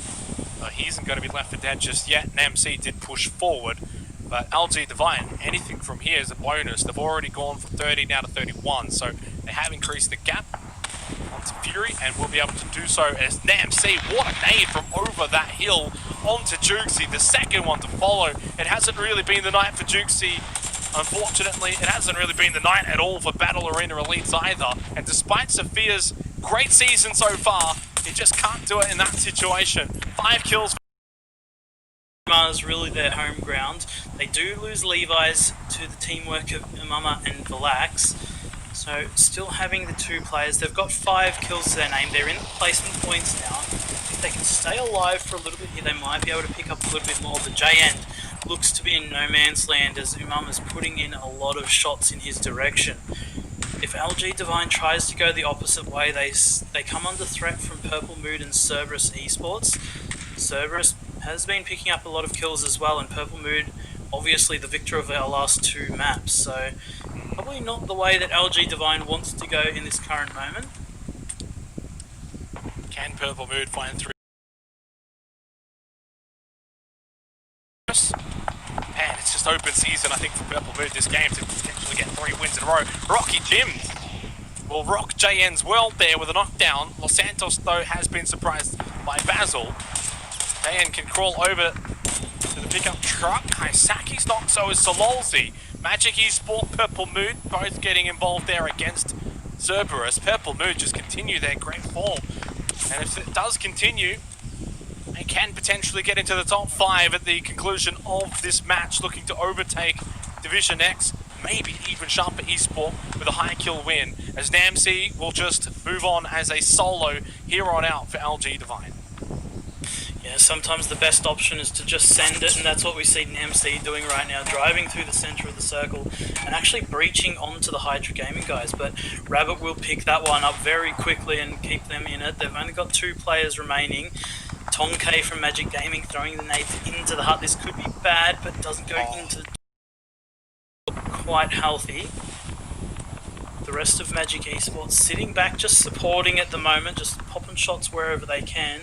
Still got 7 teams left. We've got Hydra Gaming in the center, Purple Mood holding that southern position. I don't think they're supporting. I think they're just finding it difficult because Buriram just keep sort of lining them up. This time they've just had to really send it and move away from Buriram, who have now also turned their attention to From the Future. So this will buy time for Magic Esport, the other 3 members, to group up, get to Tonke. Gypsy Danger definitely not going to get revived, not even close to Mipinzuzu and Triple X. Ganaxi will get the lead out onto Gypsy Danger. This is a big game now for Buriram. They've got to capitalize kills. It's at the point now. Oh, they all know. For best 1301, Unicorn Cyber. 5 though. Still has quite a few bullets left for that one. 3 kills for Buriram. Need to push out and look to get a big kill win here if they're going to reduce the gap to LG Divine. Yeah, that's right. They're definitely overtaking Fury this game, but it's whether they can gain enough points to put themselves in a little bit of a nicer spot to catch up to Divine. The nade comes out onto From the Future, and it is good, but it's just not good. Unicorn Cyber holding them from above, and then Buriram directly in front. It's not looking good for From the Future in this position. It is a lot of utility though that Buriram are expending here. Now also may have caught that Purple Moon Esport were eliminated, or not eliminated, they got one left, but I don't think they're going to get the win here. So 6th place will do for now, and they're obviously very close to Division X, only 6 points there, and 11 points behind Shamper Esport. They do get at least a little bit of breathing room. It's still so close to the teams below them. You look towards like BTR, are only 12 points behind Purple Moon. From Fury, they'll leap over Fury, as they are 31 points behind LG Divine now. Now the gap is slowly closing, but that's kind of been the story of both PCSs, is slowly getting points and then LG Divine gets a little bit more. It's just the way the game generally works. Magic Esports in quite a nice spot right now. I think once the top of the hill gets taken out, Magic might be able to come alive and start clearing out the likes of Hydra Gaming in this hut. Actually, as we say that, God Meow picks up Rabbit in the hut. Magic, this is their go time. They know one's knocked. The flash comes out. Simon can't do anything. The jump shot from Tonkay will do a lot of damage, but Simon won't be able to get anything out of that as Imama will pick up the kill. But have they just gone really into the spider's web here? Buriram, obviously they got that knock, they got that flush, and now they should be able to just continue on here and put the pressure onto Magic Esport from this position. They're just stuck in the shack. They did use a lot of nades though previously against From the Future, so not sure what their nade utility looks like. 115 points now for Buriram. Bass 1-3, falling down the standings. They were in 11th position. You keep harping on about it, but how close that middle pack is, and in this one game now they're up into 7th, so 87 points now for Cerberus from 11th to 7th in one game. That blue nade does get 3 damage onto Basil. 15 points away from Ferox. Unicorn have been able to get a few points, as they will at least get a top 4 placing this match. Absolutely, and the likes of Unicorn, they've had a pretty decent game. They've only got 1 kill to show for it, but they've got themselves the placement points. And at the moment, for them, every point matters. They have to put some work in. They don't have the best spot. They've got a bad hut. Godmeow gets another knock onto Valax, and I don't think there's much Magic can do. Magic Esport though have just jumped Bay, so they're into the top 8. Bay are out of the top 8, can you believe it? They're in 9th now. Unfortunately for Battle Arena Elites, tumbling from the top 4 down to 9th, as Edie gets the knock onto Imamar. Well, I think this is imminent. Buriram United are going to have their 3rd chicken dinner for PCS3 APAC. We talk about, is it going to be a runaway for LG Divine? Well, Buriram United are doing their best effort to make sure there's still a contest, a 10-kill win for basically the best contender to LG Divine at this point currently. They get that lead that was quite substantial. It was around 35-40, down to just about 18 points now. So that's not too bad with 1 game to go tonight. It's negligible.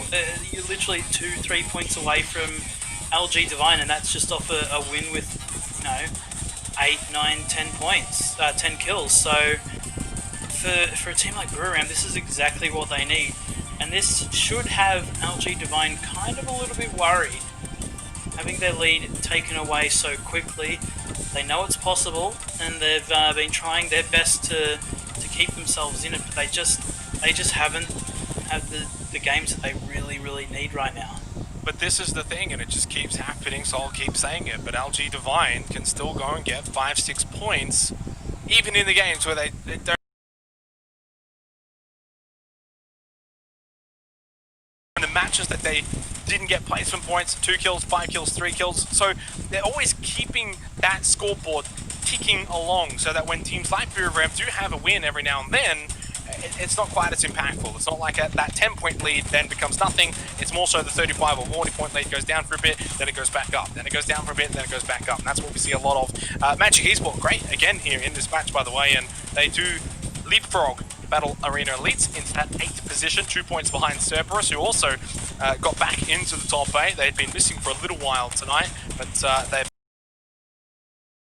points, up into 5th, 96 points. So from 5th to 12th, it's only like 20-something points edge, and that's basically like a win and 10 kills. Basically nothing, right? You look at a team like From the Future or Victim Rise, those two teams could potentially get a win in this final game, and then they could be sitting in 8th. That's how quick things can change for those teams in the middle of the pack. Yeah, there's not much in it at all, and for the likes of your VTR or From the Future, they're having the good games as well. Like, From the Future got a couple of kills there. They could have done a bit more, but you know, it doesn't take much at all. They just need to pull together, get themselves a nice position, start, you know, picking up a couple of kills here and there, and trying to move into the late game. I think that's the biggest thing for teams at the moment that is sort of that mid pack, is you really need to try and push yourself to late game. If you can do that with a couple of kills, you're sitting pretty.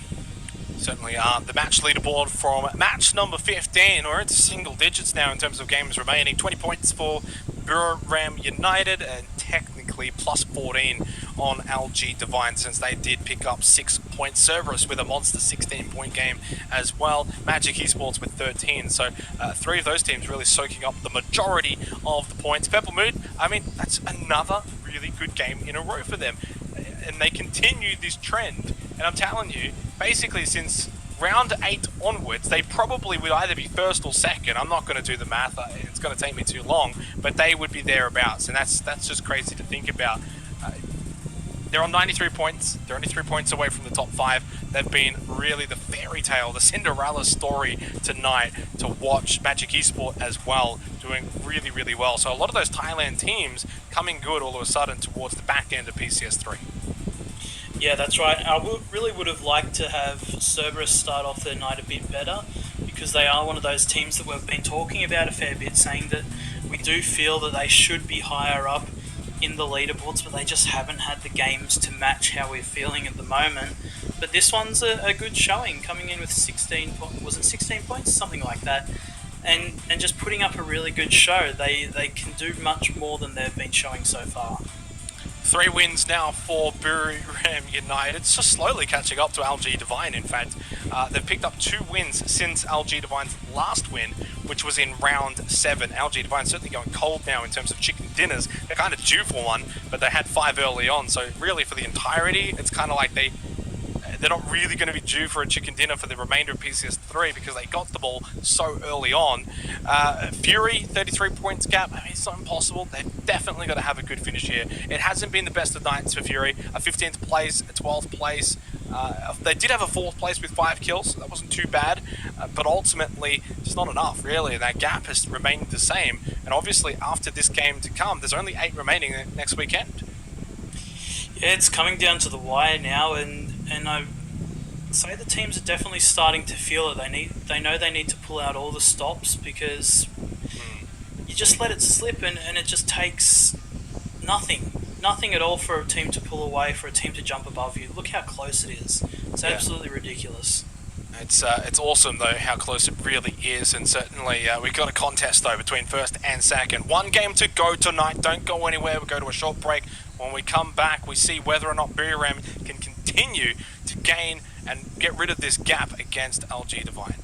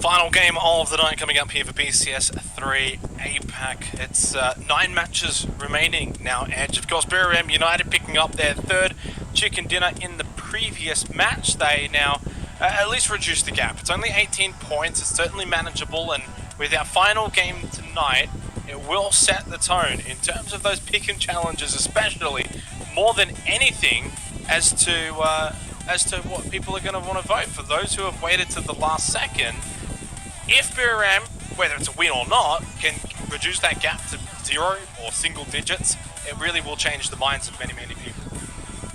Yeah, it's getting a little bit dangerous now if you're an early LG Divine picker, and that's why it pays to wait it out as long as possible. Make sure your odds are the best they can possibly be, and that's what definitely shows at this point, and almost showed last stage. But yeah, it's a little less close at the moment than it was last time. I think the lead was much more blown out coming into the final games, but we're here to see what all the other teams can do and see if they can catch up to BUKAN. I'm sorry, Divine. Well, I mean, there's also a lot of teams that do need to catch up to BUKAN as well. Fury being one of them, now 15 points behind BUKAN. I mean, those two have been neck and neck for pretty much 2 weekends, and now all of a sudden there's a bit of a gap there. We look at the top damage from match 15. God Meow is he's on a tear tonight, and it's really why I think BUKAN is just still, whether you want to say second or third best team, the top 3 of course I think are all really good, Divine, Fury and BUKAN. But God Meow complementing Edie, who's probably been the best for BUKAN so far in PCS3. Then you got a guy like Nordra, who's done it before, and Ganaxi as well, who's been amazing throughout pretty much the entire year. It's just one of the most solid, well-rounded rosters, and the fact that they finished second, third and third throughout this year, they probably deserve a first place to close out the year. It's the only thing really missing from what's been a really good 2020. To do that though, they of course need to take down the champs. They need to take down the PCS2 winners, LG Divine, who in all their own right have just got probably an even slightly better squad than BUKAN United, because not only did they win PCS2, but they are on track to go back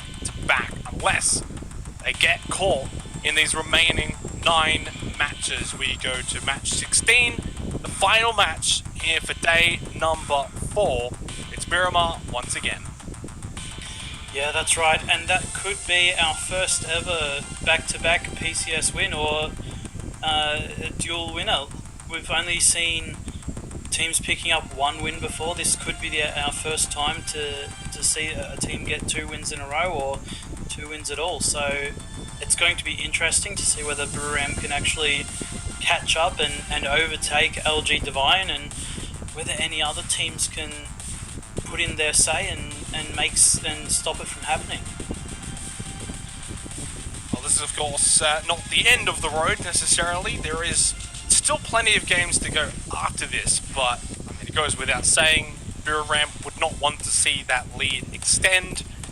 Algenbots, he's done it again! Oh, he's done it again! 2 games in a row for Algenbots, Edge. This guy is actually insane. Getting these early picks that generally you don't get, and both the times it's been with the M16, probably the least popular assault rifle in the entire game. Yeah, I mean, 100%, I agree with you, but obviously wherever you land, you just got to pick up whatever, and you're going to have a few cheeky shots. Obviously, I think Algenbots has every right to have a try. Fergus as well, being lit up with the iron sights, SKS, Angel Alliance, they certainly perform here on Miramar from start to finish. Fergus just making it to at least a bit of safety here, finds a gun of his own, M16, the gun of the hour. We do have phase number 1, goes north, right on top of LG Divine. It's looking like another good game for LG Divine, and it's all up to whether teams can stop them from converting this game. And it looks like Day Trade has lost their ride as it slowly drives away down the hill, and Poochie and Nordra, Noreen's stuck behind that rock after the revive. Day Trade Gaming just continue to unfortunately not have the best PCS3 event Down to the bottom 3 now as well. They just keep tumbling further and further. Angel Alliance, who were in the top 8, now in 10th, but they're not far away from getting back in the top 8. From Division X down to about From the Future, it's very, very close. That middle section, Norins is knocked down. Algenbots now is upgraded as well from the M16 to the Mini 14. And he's putting in work, lots of damage, but so far hasn't been rewarded with a kill. This is a very risky revive coming out for day traders. Evil Patrick and Algenbots are set up quite comfortably to really thwart anything that day trade tries to do now. They don't have the utility to really do anything, and they're wasting a lot of time coming into this first phase. They are in the circle, but this is just delaying every single movement they try and make, and really helping Angel Alliance have their good starts to games. Certainly agree with you there. Have a look at Fury, which hasn't been the night for them. Have not been able to reduce the deficit that was 30 points. Also, it was actually 20 points starting tonight. So all it's done is really increase more than anything. Whereas Buriram have reduced it slightly, down to 18 points now. Looting Lost Leonas with Purple Mood, it's become a common occurrence here on Miramar. Of course, nothing has come from it in any of the games really, and for good reason. I mean, Lost Leonas is the biggest city, and in terms of having 2 teams, it's not really an issue. One loots the west side, in this case it's side, in this case it's Purple Mood. Algenbots though is committed to this. Absolutely committed. I mean, at this point, I really don't blame him. If you're hitting these shots pretty consistently, you may as well just stick it out and try go for absolutely anything possible. As Noreen's, I think, M16 and a pan without a plan, stuck behind a rock, is just not. To the west, there's not really too much of a hurry. The only thing is more so just getting the loot. I think at this point, you just got to leave and say, alright, fair enough, we got some damage, we don't really get much else out of that. You're definitely not going to look to push it, because then otherwise you go into something like Belmoth. I think Belmoth was just sitting there waiting, maybe in the event that Pujils and Norins do get pushed, that he's sitting there and would be able to get the refrag. So, in the end, not much does come from it in terms of kills and deaths, but what does come from it is that both teams are a little bit hindered in terms of loot. Yeah, it's not looking too good for especially Day Trade, who has literally wasted 5.5 minutes just trying to get their one player back up and on the board. But you know, you've still got 4 players alive, so it's not the worst result. We see majority of our teams have already made it into the circle. The center is getting a little bit congested. From the future, looks like they might, and No. this could be their momentum here. They could have a decent game now. Bay needs to have a decent game now. Like they got no choice really at this point. The gap in terms of first is just humongous. It's 58 points. With 8 games to play after this one, it needs to be reduced to below 50. But most importantly, you've got so many teams now around them that they're not even in the top 8 anymore, so it hasn't quite been the best of nights, unfortunately, for Bay. We will actually be speaking to Loki's after this game, provided he wants to stick around. And we'll also be having a chat to Flood from Fury, get a few insights into how they've seen today's proceedings. Yeah, it'll be interesting to hear from Flood, because they haven't had the best of nights. I mean, all things considered, I think they've had a pretty poor night. Looking to do for the following weekend and see how they're looking to improve. Sweet Soul, unfortunately, caught on the rotation.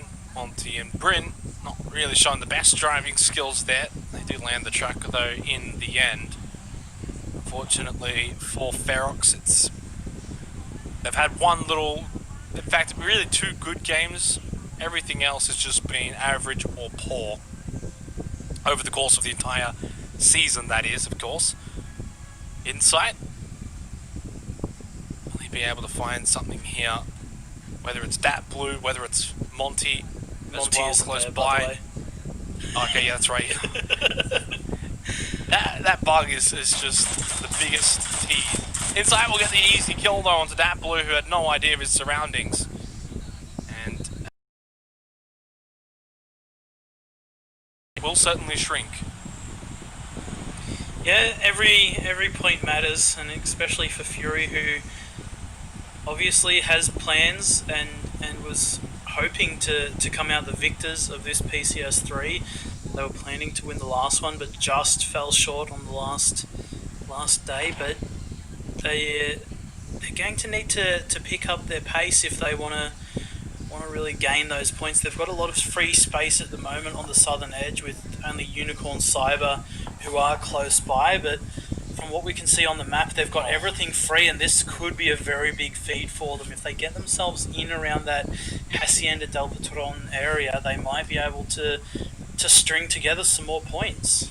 Yeah, that's a really important position to get towards. San Martin as well will be a safe haven for teams coming in quite late, send it into the city. You got the mountain as well, just to the west of San Martin, which is where Magic Esport are going to be playing. Great spot to hold for them, so they're going to be quite fortunate with this circle at the moment as it stands here for phase number 2. But for the likes of like LG Divine, Bay, Buriram, from the future VTR, north of San Martin, I'm not sure how much they can really move from here. They've just sort of got to hope that for phase 3 it does shift a bit more in the northern direction. Absolutely. I think if you're the likes of LG Divine, Here we go. Too worried, but this might be worrying after you start hearing the cars pull up as Gemfos does a little bit of stunt work. Okay, yeah, awesome. I want to go back over to Division X and LG Divine, which I'm almost certain to is about to kick off. This is a pretty big one too though between Victim Rides and From the Future. Chibrit just looks inside of the door, does get a few shots to land onto Triple X. Division X, by the way, completely bailed from LG Divine. I can see it on the map, so that fight never actually happened. It didn't come to fruition, which is why we ended up sticking on VTR and From the Future, who have also quite evidently bailed as well. But Division X went back to where they came from, but it's not really in the circle. Long K got beaten up, but he's going to heal. Nothing came from it, no one died, no one got knocked. 4 ups. Good feed for phase 3 on this position, and it could be 2 back-to-back games in a row. 2 good back-to-back games, I should say. Yeah, that's right. Buriram have got themselves in some very strong positions right now. Depending on where this circle goes, it probably should center up or maybe head towards the water treatment area. And even if it does that, they've got so many options. They've got hillsides that they can play from. They've got really strong compounds that they're currently controlling. They've actually got 3 compounds in total, completely split out, just taking that greedy split for position. Jun just copying a shot from Loki's. Hey, looking to finish strong. There's a lot of teams that are looking to finish strong. Kind of ironic that it's the bottom 2 teams that are missing a player each now after the first matches. If you have a bad game, that mental edge, you know, where you just feel like, you know, what a horrible night or what a bad game to end on, it can linger throughout the week.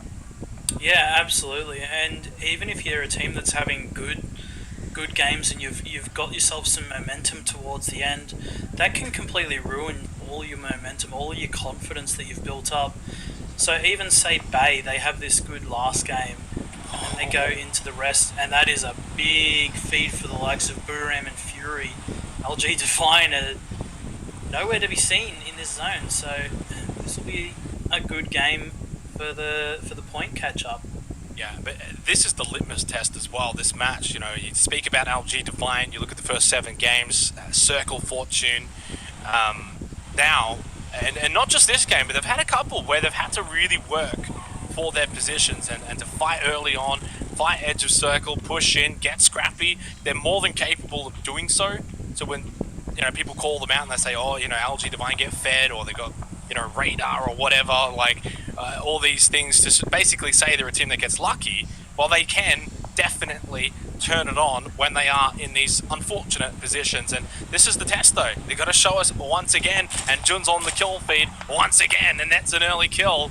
If they have to fight dirty early on, they're more than capable of doing so. Now they can push potentially onto the compound of Bay, which is not just in the circle, but also a team that's down to 3, and they know that.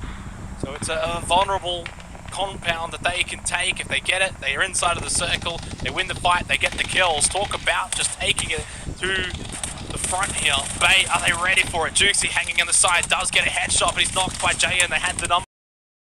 Senior elites who have just had probably their worst night of PCS3 APAC. Yeah, it's definitely not ideal for Bay there. Unfortunately for them, as soon as they lost the first player from LG Divine, Neferhor went down at the exact same time. So it was quite an easy breach for LG Divine to take in all honesty. And that gives LG Divine like such an opener into this game where you look at it before and they didn't have a hope in the world. And then this compound just opens up. And that's what all these good teams will do. They'll look for a knockout, and as soon as you've got that knockout, that's go time. It's time for a breach. You know that they're weak. They've got to revive their player. If they don't, they're a man down. So you've just got this big opening that you can capitalize on. That's what LG Divine have done. And LG Divine's a team that favors position more than anything. And if you're not in the circle, the way to get that position is to breach. We've seen them breach phase 2 circle's edge. They're more than happy to breach phase 3. They've done that. And if this was the phase 4 circle was to shift really far away from them again, don't be surprised to see them breach another team. They're a team that likes to breach more so than hug the edge of a circle and move slowly. They will just send it straight in. They'll back themselves in that close quarter combat fight, and typically they come out ahead. Dangerous team when they don't get fed, and dangerous when they do get fed. Phase number 4 is coming to the fruition, and BUKAN, speaking of feeds, Edge, have just copped a massive feed. Look at that mini-map. They've got a 2-2 split, and I don't even know which one you really want to group up to, but I don't know if you can keep the 2-2 split. That is an absolute 4-piece feed for a family there, and it looks like BUKAN might be that they will be grouping up here. They have to. Good decision.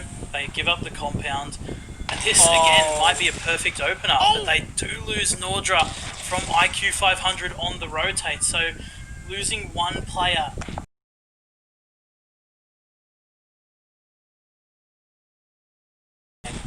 Over to Hacienda Del Patron as Fury trying to just deal with the infiltrating Cerberus. Molotov is going to be successful, lands onto Su Bang. Ronan's knocked over by Hisaki. Smoke will come out from inside. Fury have got to start winning these fights. Ferox are out in 15th position. Rain Bryn eliminated by Kamals and Hisaki. Unfortunately for Ferox, still stuck on 49 points, unable to crack 50. Hopefully they can turn things around next weekend, finish strongly.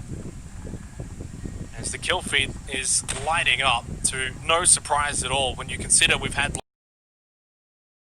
getting killed by Division X. If BUKAN had been able to get all 4 members to that compound versus now the 3, it just changes this game and potentially where it may end. Genfos though catches Mip and Zuzu. Might get more here as well. No, just goes for the flush. Spots Triple X over on the roof. Knows that Gypsy Danger is in the compound close. Angel Alliance doing their Miramar things as they usually do. Elgin Bots just loves it here on Miramar. Slap the sunscreen on and go to town. They're 87 points. They leapfrog Bay. Unfortunately on to 10th position. That may not be where they are finished at the end of the night either. Gemvol's doing as much as he can, but he's the solo here. Yeah, that's right. VTR and FTF seemingly always butting heads, and what a beautiful knock. Really has to just push forward. Get the flush. The shot's though from Hexagon. Headshot. What a save. And Triple X will get revived as well. As long as he can get there quick enough, it does seem like he will be able to, but Patrick is on the outskirts here. Slowzy though picking up the kill onto, or the knockout onto Mad Dog. Elgin Bots, the last one left in this position. The nades come out, will do a lot of damage and will take down Elgin Bots. And as well, that Mirado just went absolutely flying. So it's all left up to the one or two players now for Angel Alliance. Yeah, 2 players, Evil Patrick and Nan, but they're split heavily. Nan's pushed over to Hacienda. Speaking of pushing, Fury going to push here on against Cerberus. Basil holding close. Flash goes out, then just ducks the other way, expecting to push. Unfortunately, though, it's all about timing, and the timing was against him there. Inside will catch his backside. It should be the second kill now for Fury, and it is. Basil's just been blown up by Subang. That's not ideal for Cerberus. And now, Flood with the knock on the Haizaki. Fury are just getting rolling here. Working. BUKAN aren't going to be going out early here. And of course, LG Divine. 2-2 split, 2 are in. That's JN and Levi's here at the crate. They can pick up the MK14 along with the level 3 helmet and the military vest. But Jun and NemC not in this circle, and they have to move in 5 seconds. Yeah, that's right. And as we see here from Flood from Fury, he's in a very good high ground spot on the top of Hacienda, trying to hold out the back from anyone trying to push in. The rest of the team has been called back because they have a pretty good feeling that there is a team pushing around. Sharpa do have the lower ridges to play with, so not going to be too much of a threat.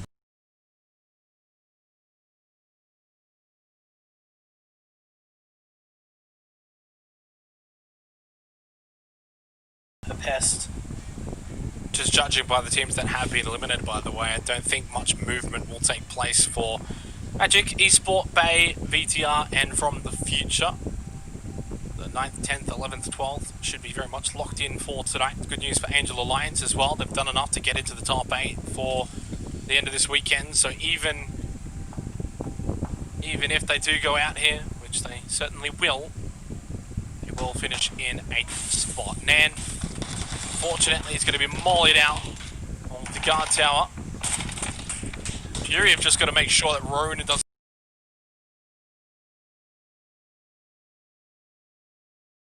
start the game. They will end in 8th position. 2 weekends gone, 1 to go. Looking good for the Philippines team. Day trade will clean up Unicorn Cyber. But at least Ferox can rest easy. They're not going to be overtaken by Unicorn, not just yet. No kills yet for BUKAN though, but they should get placement points pretty heftily. Yeah, that's right. Godmia does get knocked out here, but there shouldn't be able to be a flush come out as LG Divine starts to put the pressure onto Purple Mood. Starting off with that knock, and Nate comes in return, and Lomke will get a knockout onto NemC, so trades coming out left, right, and centre right now, and nothing to be sort of happening, but Division X with this circle needs to push out onto LG Divine. Fergus is starting the push right now, getting up close. LG Divine might get pincered in between both Purple Mood and Division X. Yeah, if we go down to the south there, I think LG Divine are going to get pincered. They almost have to just push out the teams down south, gives them a good avenue potentially of finding maybe a win and a high kill win at one at that. Jun with the knock on the boss ends, but they did get traded. NemC went down. There's a second one as well, but Los Santos is also going to be knocked. There's only one up for Purple Mood. This has gone horribly wrong for them. It's only just moments that's left. LG Divine, of course, wounded, heavily wounded. The pins are too strong. They are going to be eliminated just prior to the placement points, and that's going to be good news for BUKAN and for Fury, especially considering that both of those two teams, 3 and 4 players alive respectively. Division X as well, leapfrogging Sharpa Esport into the top 4. And look at that, 2nd, 3rd, 4th, 5th, 6th, and 7th, all still alive to just keep the pressure onto LG Divine, who didn't really gain much this game. In fact, only the 4 points. It's still points, but it's only 4. That's right. This is kind of worst case scenario for LG Divine, having all these teams in. But for the likes of Fury, it might be a little bit of a rough.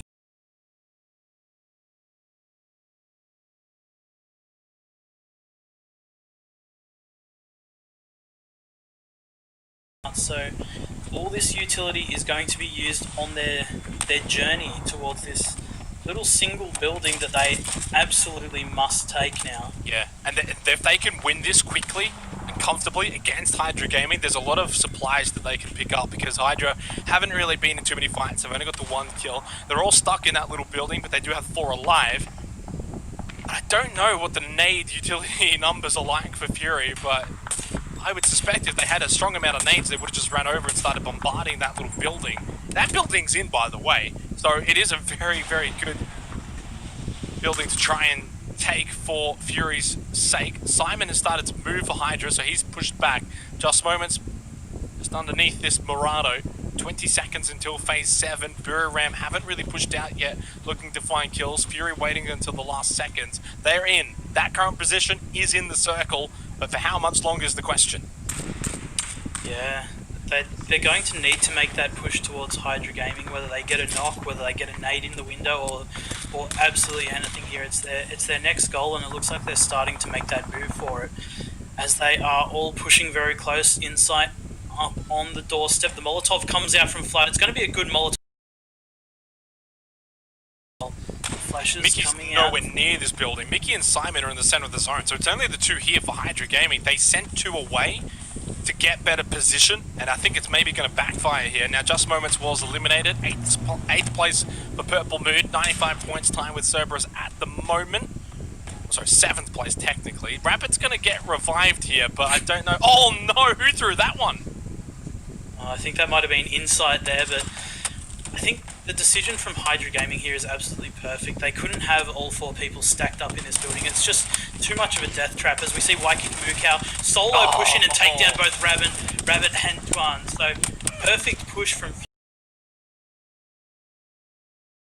left. The compound that Fury have just pushed into, by the way, still inside of the circle, but right on the very edge. 8 kills for Division X. They continue to climb and try and push away from Sharper Esport, who still have 6 sacks alive.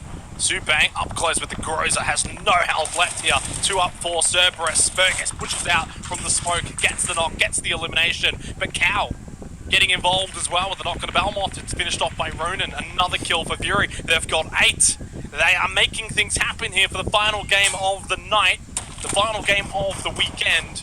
As Cerberus are out in 6, we're down to the final 5 teams. Fury have also reduced the gap to just 8 against BUKAN as well. 26 points is now the gap for them against LG Divine. A massive final game. Can they capitalize though and go all the way and get the win from this position? It's going to be tough. in that building. I really don't see how likely it is them getting out, especially with Division X now just targeting them, stuck inside that building. Circle comes out, they're going to need to make a push, and it's going to be so rough with the likes of Hydra Gaming, so, Division X and Day Trade all just focusing in on them. They need to get to Mickey. I mean, if you look at it from that perspective, you can see how large that tractor really is. That's still in. If you can get to that position, you can kind of play around that. You can keep the sightlines of BUKAN at bay, obviously, which is why Mickey's still alive. I don't think they're going to get all four to that position. You can see the smoke trail. But even if they get two to that tractor, they can still be a threat to win this game. Mickey obviously is... Oh, Insight just goes prone, spots him immediately. If they didn't know, they definitely knew this time. They probably did know from earlier. Nicking some shots from the building. Flood is going to be eliminated by Fergus. What a Molotov, though. Division X, surely from here, should be able to deal with Fury. It's been a good final game, but I don't think that chicken dinner is going to be theirs. Insight stays alive. First aid kit is off, and he's the solo that's left now, as Division X have done. U500. He has actually got another placement point, as the last remaining player from Day Trade has been taken out, as Insight's Yoga is really paying off at the moment. We're left down to our second, third and fourth team on the leaderboard, so these points make it very, very scary for LG Divine, and look at how close BUKAN is right now. Well, even Division X, right? It's only a 32-point gap for Division X. They're certainly in the conversation now. They've entered the fray. This is not just a top 3 race anymore. Division X rightfully are now obviously in the conversation here, regardless of what happens from here. 14 kills. They have just been on a tear.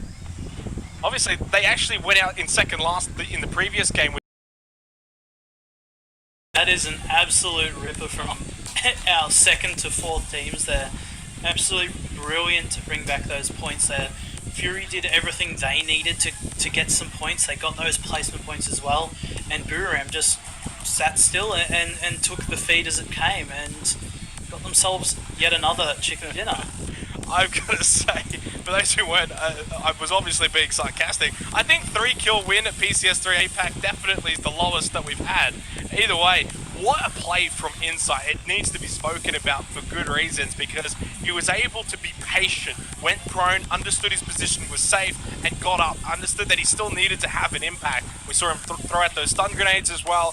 He wasn't just going to allow Division X to just move around. He made sure he stayed involved, and that's why he got Fury second place and a couple of extra kills as well. I think by the end of it, Fury had about 16 points in kills. Really, worst case scenario in the end for LG Divine. We'll get to the leaderboard later. We get to the start of it though. For LG Divine, they did show us why they're probably still the best team in this region. Whether they get fed or they're going to push in, they are more than happy to breach, and they won that successfully against Bay. Yeah, absolutely, and you can't always have perfect games like Divine's had earlier on, so making the best of every situation is realistically all you can do in these given moments. And that's what we've seen all of our top 5 teams doing at this point. They're just making the best of every situation they're being given, everything that's been thrown at them, they're trying their best and picking up what they can.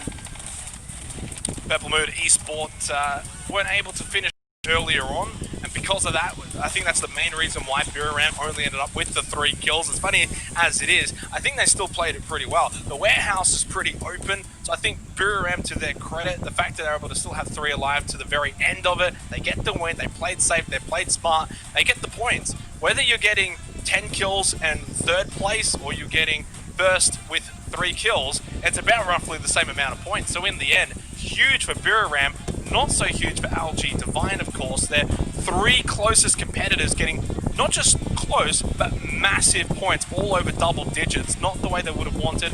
And for the Pickums as well, throws everything up in the air. Yeah, it is incredibly close now. 9 points. So, you know, realistically, it's anyone's game.